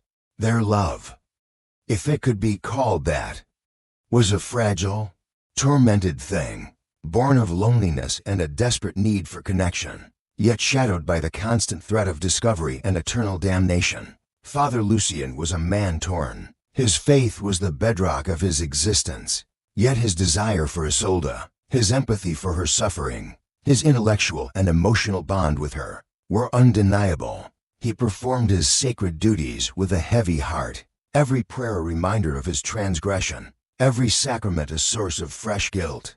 Isolde, too, lived in a state of perpetual conflict, her affection for Lucien a small, guilty warmth in the desolate landscape of her life. She had sought sanctuary from one forbidden love, only to find herself ensnared in another, perhaps even more damning. The whispers in the chapel continued, but now they were the true whispers of their hearts, confessing not to God, but to each other, in the stolen moments of a love that could never be brought into the light, and in the solitude of their separate cells. Both Isolde and Lucien wrestled with the profound question: was this desperate connection a path to further damnation, or a fragile, human plea for mercy in a merciless world? The fragile peace Isolde had found within the convent of the Blessed Gaze, already tainted by the secret, burgeoning relationship with Father Lucien, was about to be irrevocably shattered. She existed in a liminal space, caught between the memory of one forbidden love and the reality of another, the walls of the sanctuary feeling increasingly like a beautifully adorned prison for her conscience. Meanwhile, beyond those walls, another tormented soul wrestled with demons of his own. Alain, her half-brother, her first, catastrophic love, had not found peace in their separation. The knowledge of their shared blood was a corrosive acid in his veins, dissolving the man he once was. He had returned to Valois from his brief, self-imposed exile following their horrifying, his heart a knot of grief, rage, and a possessiveness that festered in the darkness of his despair. He saw Isolde's retreat to the convent not as an act of penitence, but as a withdrawal from him, a rejection that his fractured mind could not endure. Rumors, like insidious weeds, found their way even into the disciplined silence of the Duke's household. Whispers of the Duchess' particular piety, of her long consultations with the young, earnest confessor, Father Lucien, eventually reached Alain's ears. Servants talked. A page who had accompanied Isolde to the convent spoke of the priest's frequent presence, of his intellectual discussions with the Duchess. To Alain, each word was a fresh betrayal, a new nail hammered into the coffin of what they had shared. The love he felt for Isolde, now twisted by the horror of incest and the green venom of jealousy, curdled into a dangerous obsession. If I cannot have her pure, as she was meant for me before this accursed truth, then no one shall have her at all. Not the Duke, not this priest, no one. His mind, once sharp and discerning, now clung to this singular, destructive thought. He would cleanse the stain, expose the sin, even if it meant destroying her, and himself. In the process, he sought an audience with Duke Armand. The Duke received him in his private study, a room of dark wood and heavy tapestries, where maps of his domain lay spread across a massive table like flayed skins. Armand's gray eyes, cold and assessing, fixed on Alain. He had always found the servant competent, quiet. But there was a new, feverish intensity in Alain's demeanor that put him on alert. You have something to report. Alain, the Duke's voice was flat, devoid of encouragement. Alain knelt, his body trembling with the force of his resolve and the agony of his betrayal. Your Grace, he began, his voice hoarse, I come with a heavy heart, bearing news that will bring you great sorrow, but it is my duty to speak. The Duchess, your wife. Or what he twisted to fit his narrative. He spoke of Isolde's wayward heart, but carefully omitted the incestuous nature of their own past, painting himself as a loyal servant who had tried to guide her from folly. Then, he delivered his poisoned dart her current entanglement. She has found, solace, your grace, not in prayer alone, but in the company of her confessor, Father Lucian, their bond. I fear, transgresses the sacred and the proper. She defiles your name, and the sanctity of the church itself. Within those holy walls. His expression unreadable, his fingers steepled before him. When Elaine finished, a long, taut silence filled the room. Then, the Duke spoke, his voice like the grating of stone on stone. You have done your duty, Elaine. You may leave. A maelstrom of conflicting emotions triumphed. Despair, self-loathing tore through him. He had set the wheels in motion. There was no turning back. The arrival of the Duke's men at the convent of the Blessed Gaze was brutal and swift. They stormed through the gates, their armor clattering on the sacred stones, their faces grim. The abbess protested, her voice trembling with outrage, but she was roughly pushed aside. Isolde was in the scriptorium with Father Lucian, a rare moment of shared quiet as they examined a newly acquired manuscript, detailing the lives of female saints. The sudden clamor in the courtyard, the shouts of men, shattered their peace. Lucian looked up, his face instantly pale with foreboding. Before either could react, the door burst open and guards filled the small room. Sir Cale, the Duke's captain of the guard, a man whose face seemed permanently set in a scowl, stepped forward. Lady Isolde de Valois, he barked, his voice devoid of any deference. By order of Duke Armand, you are under arrest. Arrest? For what? Her mind raced, a kaleidoscope of her sins flashing before her. Adultery. Yes. But the cold finality in Cale's voice hinted at something more. On what charge? Lucian demanded, stepping in front of Isolde, his slight frame no match for the armored men, yet his eyes burned with a protective fire. Cale sneered. Adultery. Priest. And for you, harboring a traitor and consorting with a married noblewoman. But it is the Duchess we are here for primarily. Her crimes extend to treason against the Duke. The word struck Isolde like a physical blow. This was far worse than she could have imagined. Lucian. No, Isolde cried as the guards seized him. He struggled, but was quickly subdued, his face a mask of anguish and fury. You cannot do this, he protested. She is innocent of any treason. Silence him, Cale ordered. A gag was roughly thrust into Lucian's mouth. His eyes, above the cloth, were wild with despair, fixed on Isolde. Isolde was dragged from the scriptorium, her pleas and questions ignored. The nuns wept and prayed, their sanctuary violated. As she was pulled through the courtyard, she saw Elaine standing near the gate, his face pale, his eyes fixed on her with an expression she couldn't decipher. Was it triumph, regret, or the vacant look of a soul already damned? In that moment, a horrifying certainty pierced through her terror. This was his doing. The depth of his betrayal was a fresh wound, more painful than any physical blow. The journey back to Valois was a nightmare. She was treated not as a duchess, but as a common criminal. The dungeon into which she was thrown was deep beneath the castle, a place of damp stone, fetid air, and utter darkness, broken only by a sliver of light from a high, barred window. The opulence of her former life, the quiet austerity of the convent both seemed like distant dreams. This cold, unyielding stone was her new reality. Days blurred into a terrifying monotony of fear and despair. She was interrogated, though by whom she often couldn't tell in the dim light.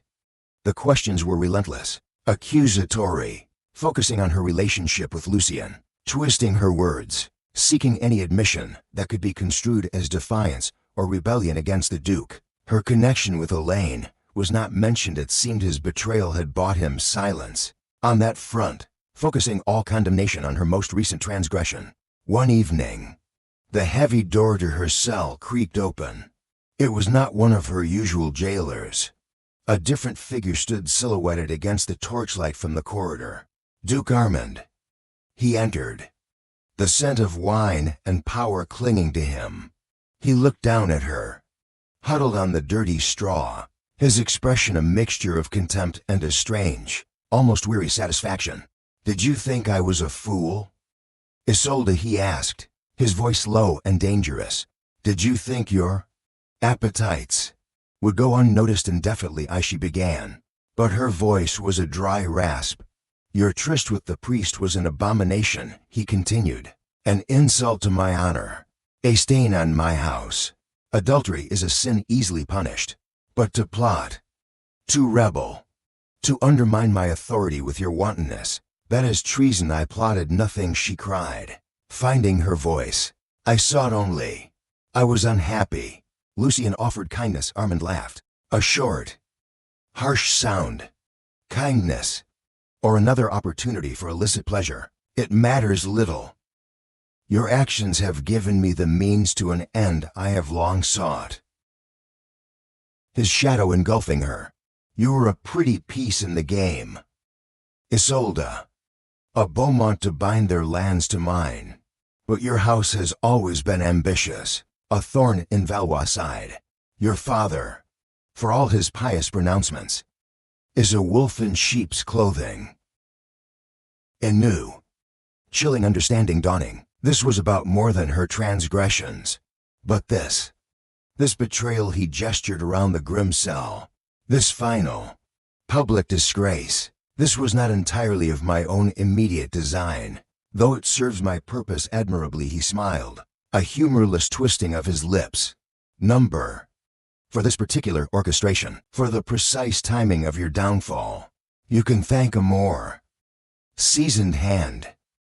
Another figure entered, taller than Armand, older, moving with a slow, deliberate power that seemed to suck the very air from the cell. Isolde's heart froze. It was a face she vaguely recognized from portraits in the Valois Gallery, a face rarely seen in court in recent years. A man spoken of in hushed, almost fearful tones. Duke Theodore de Valois, Armand's father. The old duke. He was thought to be frail, reclusive, long retired from the burdens of rule.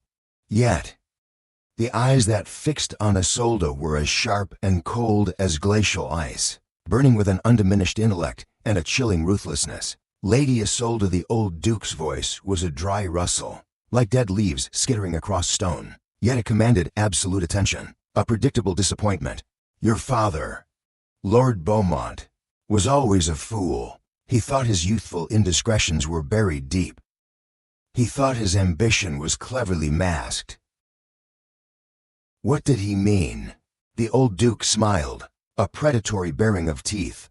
"Oh yes, Lady Isolde, we have known about your father's past for a very long time. About Bishop Thomas and his appetites. About the boy, Elaine. Such secrets are currency in our world." They knew. They had always known about Elaine's true parentage. "Your marriage to my son Theodore," continued, his gaze unwavering, "was intended to neutralize the Beaumont threat, to absorb your lands, to ensure your line would be subsumed by Valois. Your compliance was expected. Your recent, rather public indiscretions have merely accelerated the process and provided a most convenient justification for pruning the Beaumont vine more thoroughly." Elaine, the old duke chuckled, a dry, rasping sound, a broken heart, a jealous rage, so easily manipulated. A word here, a suggestion there, from a sympathetic ear in my employ. He delivered you to us, gift trapped in your own sin. Elaine had not acted alone. He had been a pawn, his grief and rage expertly exploited by this old spider sitting at the center of a vast, dark web. Isolde was not just a victim of her own desires, or Elaine's broken heart, or Armand's suspicions. She was a casualty in a much older, colder game of power, a game orchestrated by the man before her, her father-in-law, the true architect of her ruin. "You will be tried," Armand stated, his voice regaining its authority, though now it seemed to echo his father's will. For adultery, for treason, the evidence is compelling. He glanced meaningfully at his father. Indeed, the old duke murmured, the church will not be pleased by the defilement of one of its own priests by a Duchess of Valois. Public opinion will demand justice. Your father will be disgraced. His lands, eventually, will be forfeit, one way or another. The two dukes, father and son, their faces etched in the flickering torchlight like ancient, malevolent stone carvings. She had thought her heart could break no further. But this revelation of a cold, calculated, generational scheme to destroy her and her house plunged her into a new depth of despair. And Father Lucien, she whispered, the fate of the gentle priest, a fresh agony. Armand shrugged. He has disappeared, fled like the coward he is when faced with the consequences of his sin. Perhaps he will be found. Perhaps not. It hardly matters. His testimony is not essential for your conviction. Merely illustrative of your character. Lucien was gone. Had he escaped? Or had he been disposed of? The ambiguity was another twist of the knife. The old duke stepped forward, his gaze pinning Isolde. Know this. Child. Love. Desire. Honor. These are trinkets for fools and poets. Only power endures, and the house of Valois endures. And with Armand following, they swept out of the cell, leaving Isolde in the crushing darkness, the chilling echo of their words, the full weight of their betrayals, etched into the cold, unyielding stones of her prison. She was utterly alone, ensnared in a web of machinations far older and more sinister than she could ever have imagined. Her fate sealed by the cold ambition of men who played with lives, as if they were pieces on a chessboard. The trial of Isolde, once Duchess de Valois, was a grim spectacle orchestrated for maximum impact. It was held not in the public square, but within the imposing great hall of Valois Castle, the very chamber where she had celebrated her ill-fated wedding feast. The space, however, was transformed. The festive tapestries were gone, replaced by severe, dark drapes. The long tables where nobles had feasted were rearranged to form a barrier, separating the accused from the stern-faced tribunal. Duke Armand presided, his face an emotionless mask, but Isolde felt the oppressive, almost palpable presence of his father, the old Duke Theodore, watching from a shadowed alcove high above, a malevolent old eagle observing the fate of a captured dove. Ecclesiastical judges sat beside Armand, their expressions grave, representing the church's outrage at the alleged defilement of one of its priests, and the sanctity of a convent. Isolde stood alone, garbed in a simple, coarse gray gown, stripped of all finery. She was pale and gaunt from her weeks in the dungeon, but a flicker of defiance, or perhaps just numb resignation, held her upright. The charges were read in a booming voice by a court clerk: adultery with a man of God. Father Lucien: treason against the Duke by bringing shame upon his house, and undermining his authority, and sacrilege for profaning a holy sanction. Witnesses were called, servants from the convent of the Blessed Gaze, their faces pale with fear, gave carefully coached testimonies, speaking of the Duchess' frequent and lengthy private meetings with Father Lucien, of whispers and lingering glances. Elara, her former lady-in-waiting, was not called. Isolde prayed the girl had been spared involvement, or perhaps spirited away. Then, Alain was brought forth. He looked like a ghost of his former self. His eyes hollow, his body stooped. He did not look at Isolde. His testimony was a recitation of carefully constructed accusations against her and Lucien, painting Isolde as a manipulative seductress and Lucien as a willing accomplice. He spoke his damning lines in a monotone, each word a betrayal that twisted like a knife in Isolde's heart. There was no mention of their own shared past, no hint of the true, horrifying secret that bound them. He was a puppet, his strings pulled by unseen Valois hands. Isolde was given a chance to speak, but what could she say? Deny her feelings for Lucien? They were true, however forbidden. Claim innocence of treason. In their eyes, Her every transgression was a defiance of ducal authority. She spoke briefly, her voice low but clear, admitting her unhappiness in her marriage, her search for solace, and the kindness she had found in Father Lucien. She denied any intent of treason, her words falling like pebbles against the stone wall of the tribunal's prejudice. The verdict, when it came, was no surprise. Guilty on all counts, Duke Armand rose, for the crimes of adultery, sacrilege, and treason against the House of Valois. The sentence is death. Death. Isolde closed her eyes, a strange calm settling over her. So this was the end. But Armand continued, his voice ringing with a false magnanimity that was more chilling than outright cruelty. However, in consideration of your noble birth, and in what the Church might deem an act of mercy, allowing time for penitence, the sentence is thus commuted. You, Isolde, formerly of House Beaumont, are hereby stripped of all titles and lands. You will be confined for the remainder of your natural life to the Abbey of Eternal Silence, a cloistered nun, sworn to vows of poverty, chastity, and absolute obedience. There, you will spend your days in prayer and contemplation of your grievous sins. May God have mercy on your soul. Buried alive within stone walls, her identity erased, her future a barren wasteland of repentance. This was the old Duke's touch. She knew a punishment more prolonged, more psychologically cruel than a swift execution. She would be a living testament to Valois power and Beaumont disgrace. Then came the second judgment.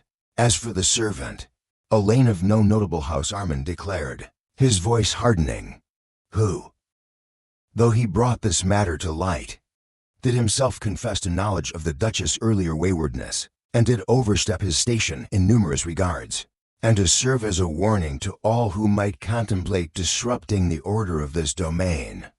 He is sentenced to death by hanging. Let his fate be a lesson. Horror coursing through her, Elaine. To be executed, despite his betrayal, despite the pain he had caused. He was still her brother, the first man she had loved. However disastrously, he had been a pawn, manipulated, broken. He looked up then, his gaze finally meeting hers across the hall. In his eyes, she saw not malice, but a vast, hollow emptiness, the look of a man already dead. The execution was set for the following dawn in the main courtyard. Isolde, en route to being transported to the remote Abbey of Eternal Silence, was forced to witness it. She was placed under guard on a small balcony overlooking the square. A cruel, deliberate act designed to break any spirit that remained within her. The courtyard was filled with a hushed, expectant crowd. A raw wooden gallows stood stark against the gray morning sky. Elaine was led out, his hands bound, his gait unsteady but resigned. He did not look towards the crowd, nor towards her balcony. His gaze seemed fixed on some distant point beyond the castle walls. A priest offered him last rites, but Elaine shook his head. What comfort could the Church offer him now? The charges against him were read a concoction of insubordination, consorting above his station, and disturbing the peace of the ducal household. His part in revealing Isolde's affair with Lucien was conveniently omitted from this public proclamation. As the noose was placed around his neck, Isolde's breath caught in a strangled sob. Tears streamed down her face. Tears for the boy he had been, for the love they had briefly, catastrophically shared, for the brother she had never truly known until it was too late, and for the shared blood that had damned them both. He was paying the ultimate price for his desire, for his despair, for his malleability in the hands of powerful, ruthless men. He looked up then, one last time, his eyes finding hers. There was no accusation in his gaze, only a profound, shared sorrow, an understanding that transcended betrayal. Then, the platform dropped. Isolde cried out, a raw, animal sound of grief, quickly stifled by a guard's rough hand. She was forced to watch until the end, until Elaine's body hung still and lifeless, a grim pendulum marking the final, brutal cost of their intertwined fates. The image was seared into her memory, a new layer of torment upon her already burdened soul. Later that day, under heavy guard, the journey to the Abbey of Eternal Silence began. It was a bleak, remote place, nestled high in the inhospitable northern mountains, known for its severe discipline and the absolute isolation of its inhabitants. As the carriage rattled over the rough terrain, Isolde thought of Lucien, vanished without a trace. Had he truly escaped? Or had the Duke's men found him, silencing him permanently to ensure his version of events was never heard? The uncertainty was another thorn in her heart. She prayed for his safety, a desperate, hopeless prayer to a God whose mercy felt increasingly distant. The Abbey, when they finally reached it, was even more forbidding than its name suggested. Gray stone walls rose like a fortress, windowless on their lower levels. The air was thin and cold. The abbess was an ancient, skeletal woman with eyes like flint, her voice a dry whisper that promised no comfort, only duty and penitence. Isolde was stripped of her last remaining possessions, her simple traveling gown replaced with the rough, scratchy wool of a novice's habit. Her hair, once her pride, was shorn. She was led to a tiny, stone-floored cell, furnished only with a hard wooden pallet and a single blanket. The door closed behind her with a resounding, final thud. This was it. Sister Isolde. Her name, her past, her future, all erased. She was a prisoner of God, a prisoner of Valois, a prisoner of her own desires. The price had been exacted. For her love for Elaine, a love born in innocence but revealed as sin. The price was his life and her eternal shame. For her connection with Lucien, a fragile solace sought in despair, the price was his disappearance and her living death. As the bells of the Abbey tolled, a mournful, ceaseless sound that would mark the passing of her empty days, Isolde sank onto the cold floor. The faces of Elaine and Lucien swam before her eyes, one dead, one vanished. Her heart was a hollow chamber, echoing with their names and the chilling pronouncements of the Dukes of Valois. The desires that had once burned so brightly within her had led only to ashes and stone. She was entombed, her sentence not merely for a lifetime, but for every moment within it. A perpetual penance for the blood in her veins and the love she had dared to seek. Years bled into one another within the stone confines of the Abbey of Eternal Silence. Each dawn was a repetition of the last, heralded by the clang of the matins bell in the frigid darkness. Isolde, or Sister Agnes, as she was now known, her former name a forbidden whisper of a dead life, moved through the rigid, prayer-soaked rhythms of the Abbey like a phantom.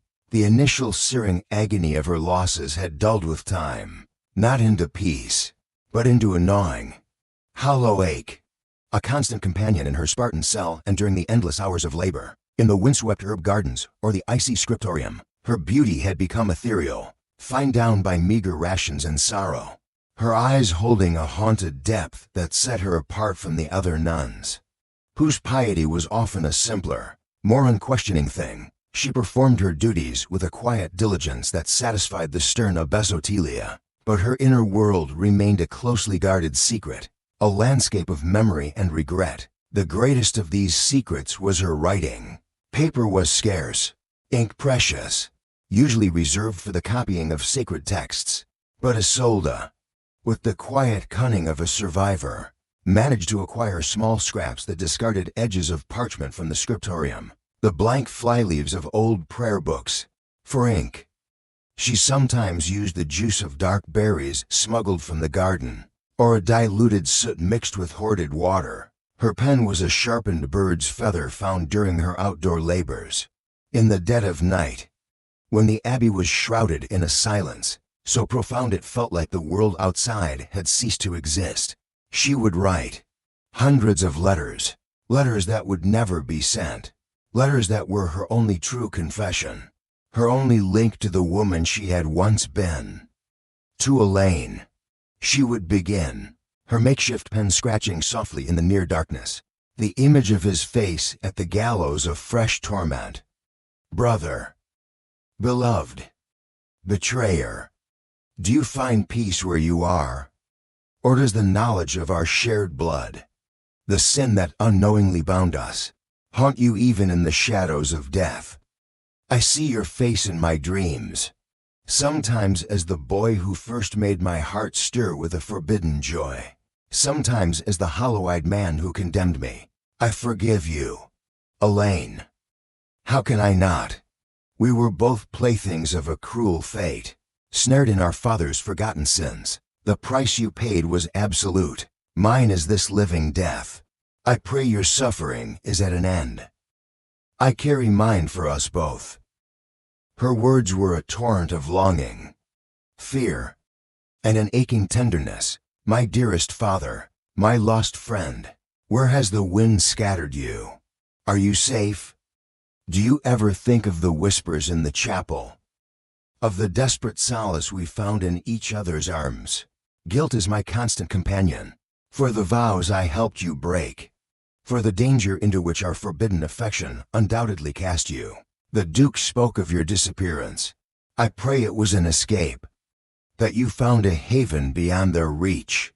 Sometimes, in the drone of the choir, I think I hear your voice, offering reason, offering comfort. Were we a sin, Lucian, or merely to broken souls clinging together in a storm? If these words could take flight, they would seek you out, carrying all the prayers I cannot speak aloud for your safety, for your peace. She wrote to herself, to the Isolde who had been Duchess, who had been a lover, who had been so catastrophically naive. Little fool, did you truly believe in love, in happiness? Look where your desires led you. To this cold stone, this endless silence. You sought freedom and found only different cages. Yet, would you undo it all? Would you erase the fleeting joy, the perilous connections, to return to the gilded emptiness of your marriage to Armand? I no longer know. I am Sister Agnes now, a shell. But sometimes, Isolde, I remember the fire you carried. I pray a spark of it remains, buried deep beneath these ashes. A dangerous hoard of memory and emotion. They were her defiance, her sanity. The act of writing was a ritual, a way of keeping the past alive, of acknowledging the parts of her heart that the abbey sought to expunge. Abbess Otelia, a woman whose own youth had been surrendered to these same stones, watched Sister Agnes with an unreadable expression. She saw the young nun's diligence, her quiet obedience, but also sensed the unplumbed depths of sorrow, the unextinguished embers of a spirit not entirely broken. Perhaps she suspected something, for her scrutiny was often intense, but she never spoke of it. One harsh winter, a sickness swept through the abbey. Many of the older nuns, including the librarian, succumbed. In the aftermath, with the scriptorium's work falling behind, Abbess Otelia, perhaps seeing a way to utilize Sister Agnes' obvious education and fine hand, assigned her more regular duties there. It was a small change, but it granted Isolde slightly more access to writing materials, and to the abbé's meager collection of books, mostly theological treatises, lives of saints, and ancient psalters. It was on a bleak afternoon, the sky outside the scriptorium window the color of lead, that a small cart arrived from a distant mother house, bearing a consignment of donated books, mostly duplicates or texts deemed too worn for their own libraries. Among them was a stack of old Bibles, their leather bindings cracked, their pages yellowed. Sister Agnes was tasked with cataloging them. She worked methodically, her fingers tracing the faded gilt on the covers, the scent of old parchment and dry leather familiar and strangely comforting. She picked up one particularly battered volume, its clasp broken. As she opened it to check the title page, something slipped from between the densely packed leaves of the Book of Psalms.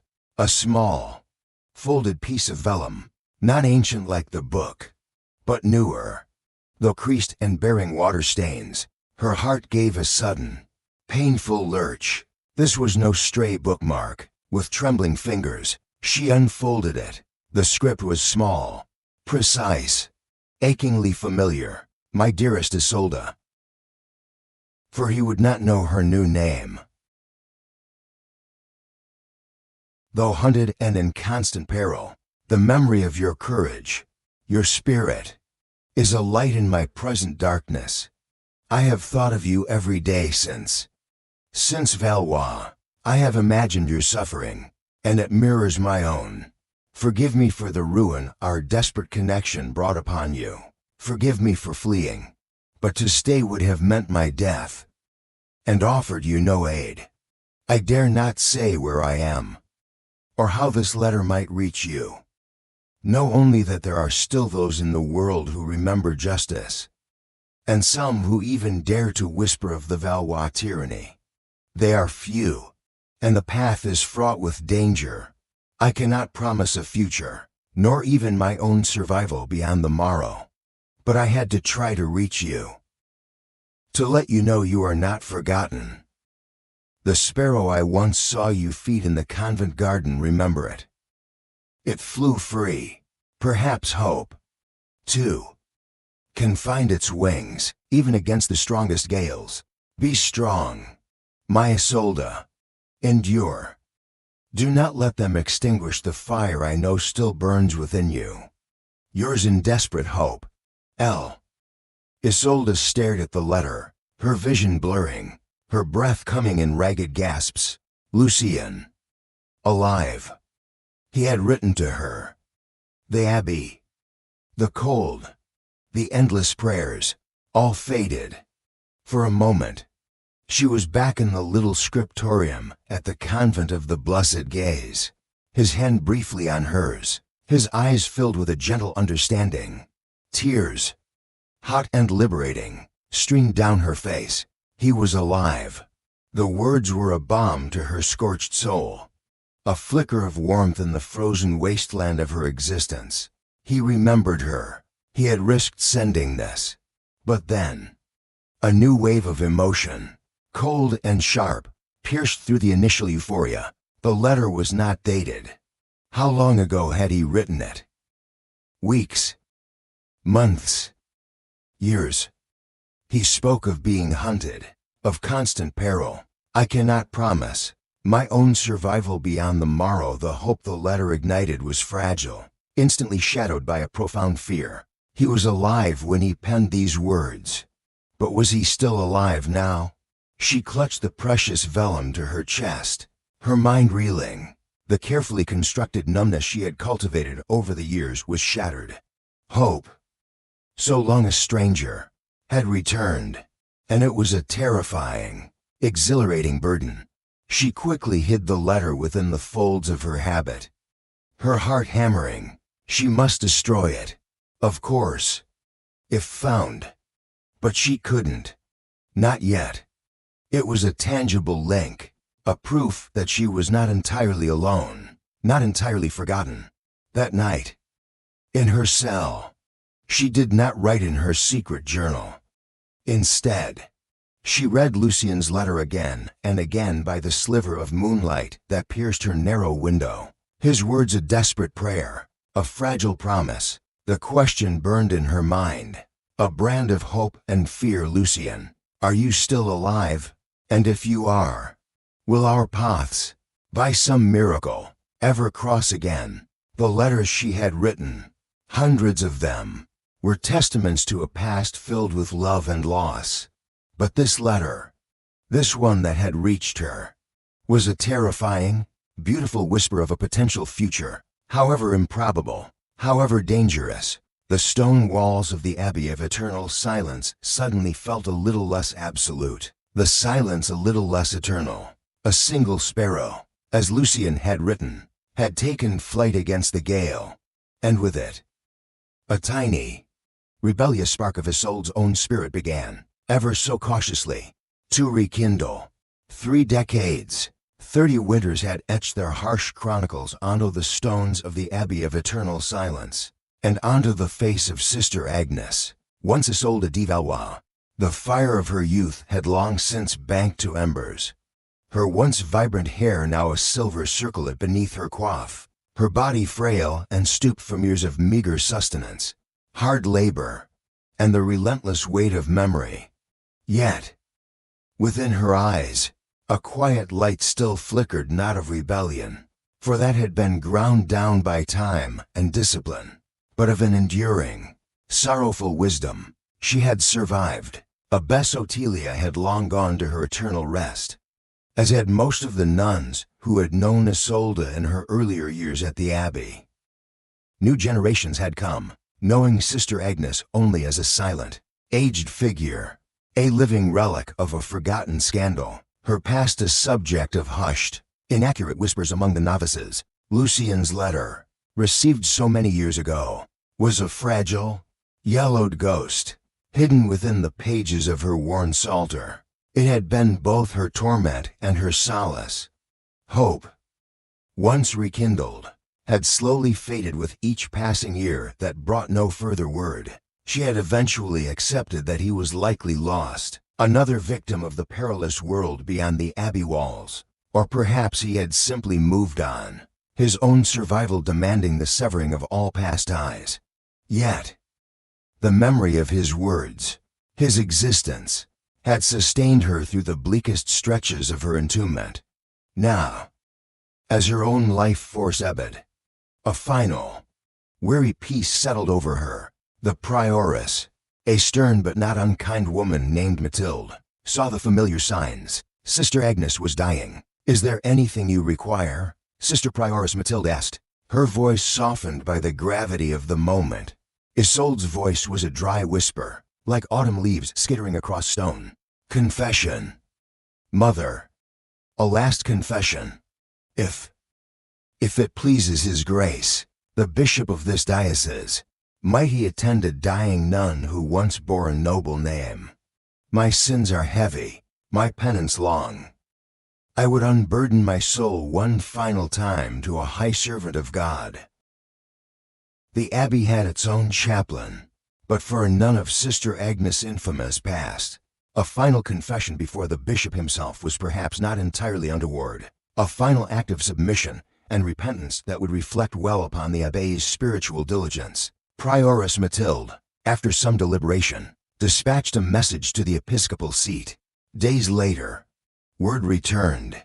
His Grace, Bishop Aubert de Savigny, would indeed come. He was known as a man of profound learning and piety, relatively new to this remote diocese, having served in distant, more influential sees before. His reputation was one of stern justice, but also deep compassion. The abbey stirred with a rare anticipation. Isolde, drifting in and out of lucidity, felt a strange detachment. It was merely the closing of a final chapter. The bishop arrived with a small, solemn retinue. He was a man in late middle age, his dark hair heavily shot with silver, his face lined with the cares of his office, yet possessing an air of quiet authority and an unexpected weariness in his deep-set eyes. Isolde, propped up on her pallet, her breathing shallow, saw him only as a dark, imposing figure entering her cell, the prioress hovering respectfully behind him. "Leave us." The bishop's voice was low, resonant, a voice that commanded obedience without effort. Prioress Mathilde bowed and withdrew, closing the heavy door. The bishop moved closer, settling on a small stool beside Isolde's pallet. The cell was dim, lit only by a single flickering candle. "Sister Agnes," he began, his voice gentle, yet with a familiar timbre that tugged at a deeply buried chord in Isolde's memory. "You have asked for the sacrament. The Church, in its mercy, is here for you. Speak what is on your heart." My daughter, clouded with age and impending death, struggled to focus on his face. He leaned closer, adjusting the candle so the light fell more fully upon him. And then she saw him. Not Bishop Aubert de Savigny. The lines were deeper, the hair silvered where it had once been dark, the weight of years and authority settling upon his shoulders like a heavy cope. But the eyes, those hazel eyes, still so searching, still capable of such profound empathy, though now shadowed with a lifetime of burdens she could only imagine. Time collapsed. The 30 years vanished. He was Lucien. A gasp, dry and rattling, escaped her lips. Lucien, she whispered. The name a ghost from a life unlived. The bishop's carefully composed features did not change, yet something flickered deep within his eyes, a spark of recognition, of sorrow, of a shared history that transcended time and circumstance. He simply inclined his head, a gesture of infinite sadness. I am Aubert de Savigny now, bishop of this see. But yes, Isolde. Once, I was Lucien, weak but hot, welled in Isolde's eyes and traced paths down her wrinkled cheeks. Lucien. Alive. Here. It was a miracle beyond comprehension. A final, unexpected gift from a god she had long felt had abandoned her. The letter, she rasped, her hand moving weakly towards her psalter. It reached you. Then he said softly, a statement, not a question. A ghost of a smile, infinitely sad, touched his lips. I prayed it would.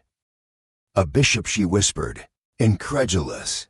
The Lord works in mysterious ways, sister, he replied, his voice regaining its priestly calm. Yet the undercurrent of their shared past thrummed beneath each word. Paths diverge and converge. I served in distant lands. My past was eventually laid bare to certain understanding superiors. Penance was done. Service rendered. God, in his infinite wisdom, saw fit to elevate a flawed servant. Not of sins to a priest, but of lives to each other. My life here, Isolde began, her voice gaining a fragile strength. It has been long. I have had much time for regret. Lucien. For Elaine. For you. For the father whose sin unknowingly ensnared us all. He listened, his face impassive but his eyes holding hers. A silent communion that spoke more than words. Your letter, she continued. It was a single star in a vast darkness. It told me I was not forgotten. It gave me a reason to endure, even when hope seemed a madness. Of the faces that haunted her, of the unsent letters she had written, she did not speak of love, not in words. There was no need. Their eyes, locked in a gaze that spanned decades of loss and longing, said everything. His gaze was filled with an unbearable tenderness, a deep, abiding sorrow for the life they had both lost, for the suffering she had endured. And you, Lucien, she asked, have you found peace? He looked away for a moment, towards the small, barred window that was her only view of the sky. Peace is a rare commodity in this world. Isolde, I have found purpose. I have tried to serve, to be a better man than the one who failed in his vows, who failed you in your hour of need. You did not fail me, she whispered. You fled to live. That was all I could have wished for you. His eyes glistening in the candlelight, the price of desire, he murmured, echoing the title of a chapter in their shared, tragic story, a chapter he could not have known. She, too, remembered with such clarity. We all paid it, in our own coin. A profound peace filled the small cell. He took her frail, age-spotted hand in his. Ego te absolvo e peccatus tui, he intoned, the Latin words of absolution flowing over her, not just as a rite, but as a final, personal blessing from him to her.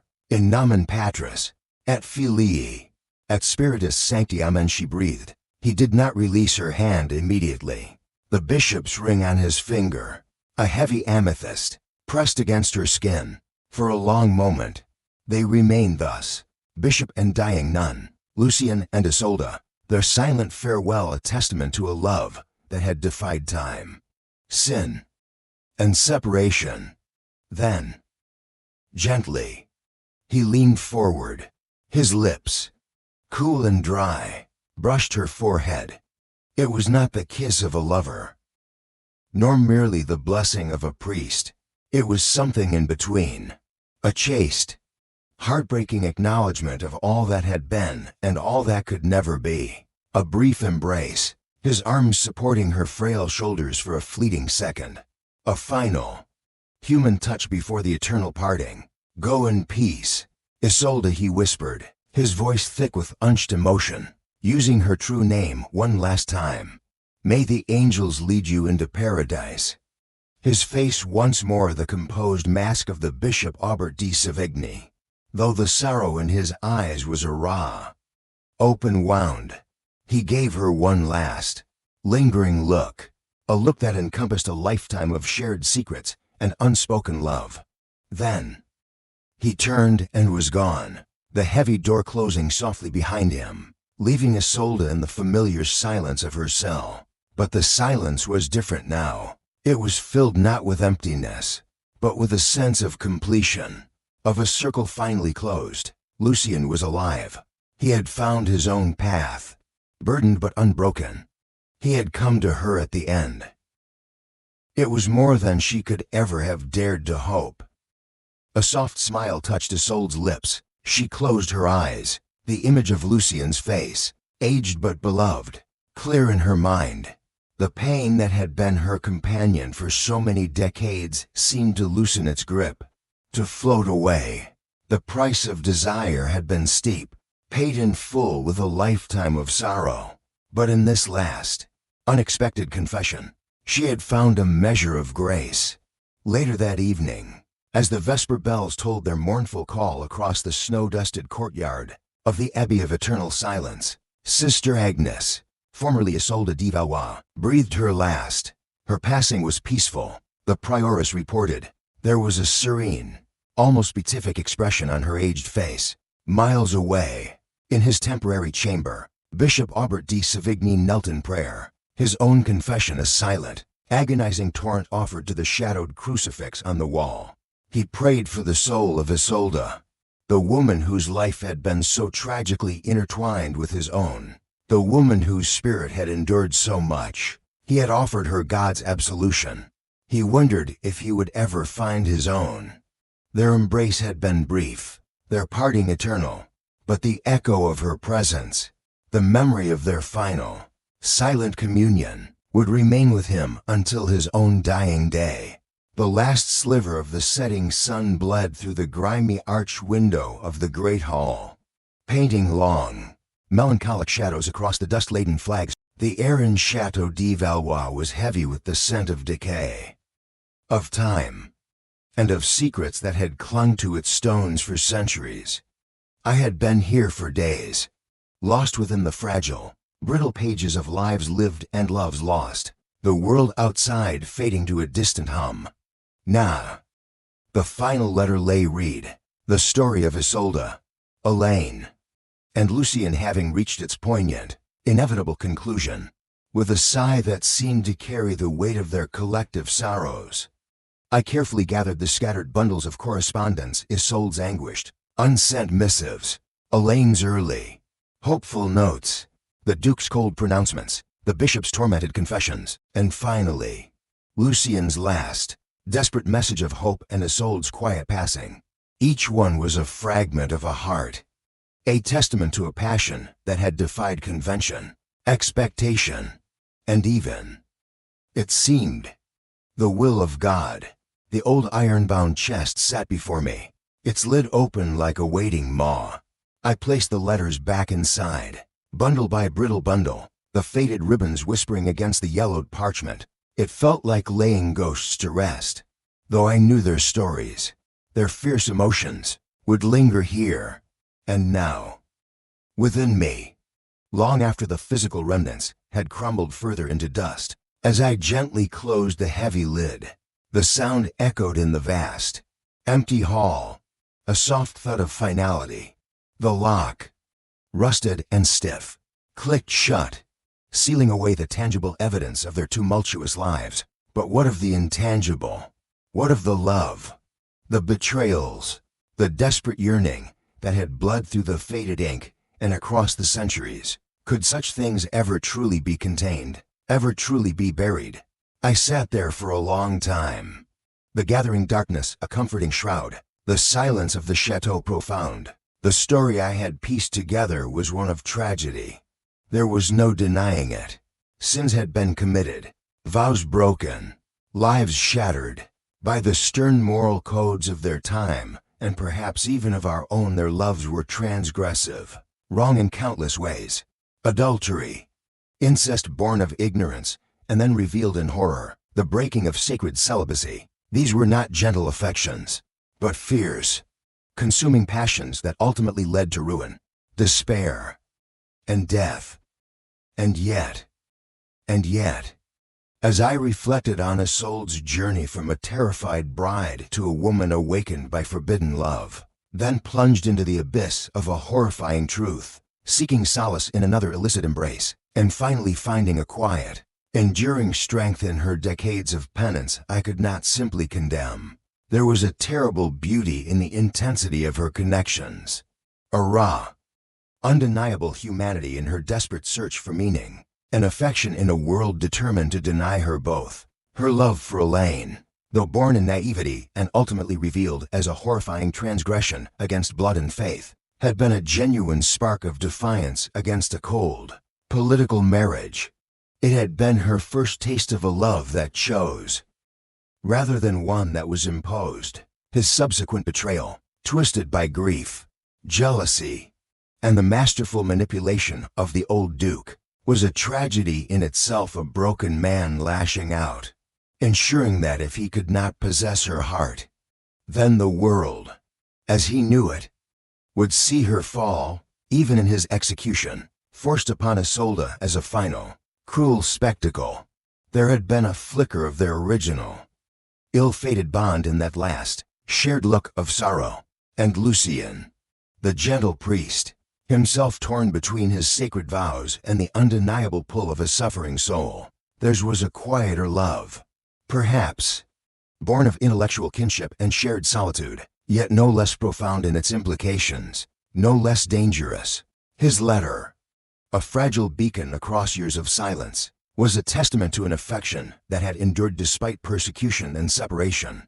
Their final, unexpected reunion, a bishop and a dying nun sharing a last, unspoken communion, was imbued with a heartbreaking poignancy. It was not the fiery passion of youth, but something deeper, weathered by time and suffering, a quiet acknowledgement of an unbreakable thread. These were not loves to be emulated.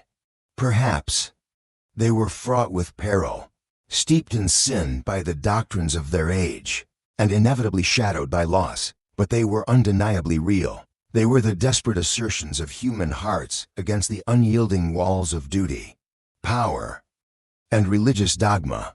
The Valois, father and son, had sought to control, to possess, to consolidate their power. They had treated lives as pawns, emotions as weaknesses to be exploited. They had built their legacy on a foundation of political expediency and ruthless ambition. And in the end, their chateau stood decaying, their lineage perhaps faded or indifferent, their power a forgotten echo. But the letters in that old chest, the ashes of memory as I had come to think of them, still pulsed with a vibrant, albeit tragic, life. They spoke of a different kind of legacy, one etched not in stone monuments or territorial gains, but in the indelible ink of human passion. They whispered that even when love is deemed wrong, even when it leads to ruin, it possesses a tragic grandeur, a resonance that defies the silence of centuries. It cannot be wholly buried, wholly erased. It seeps into the very fabric of a place, a story waiting to be rediscovered, to be felt anew. The chill of the ancient hall had settled deep into my bones. It was time to leave Valois to its ghosts. I rose, stretching my stiff limbs, my mind still echoing with Isolde's joys and sorrows, Elaine's torment, Lucien's quiet strength. The world outside, the modern world I would return to, suddenly felt both very far away and intimately connected to the medieval lives I had just relived. The grand themes: love, betrayal, desire, sacrifice, the search for meaning, they were timeless. recurring motifs in the human story. As I stood at the threshold of the great hall, ready to step back into my own time, one final question, born from the depths of Isolde's story, resonated within me, a haunting echo of the passions I had witnessed. It was a question not easily answered, a question that settled uncomfortably in the heart, challenging its comfortable assumptions. If it were you, faced with such choices, such constraints, such desires that burned against the dictates of your world, would you dare to love like that?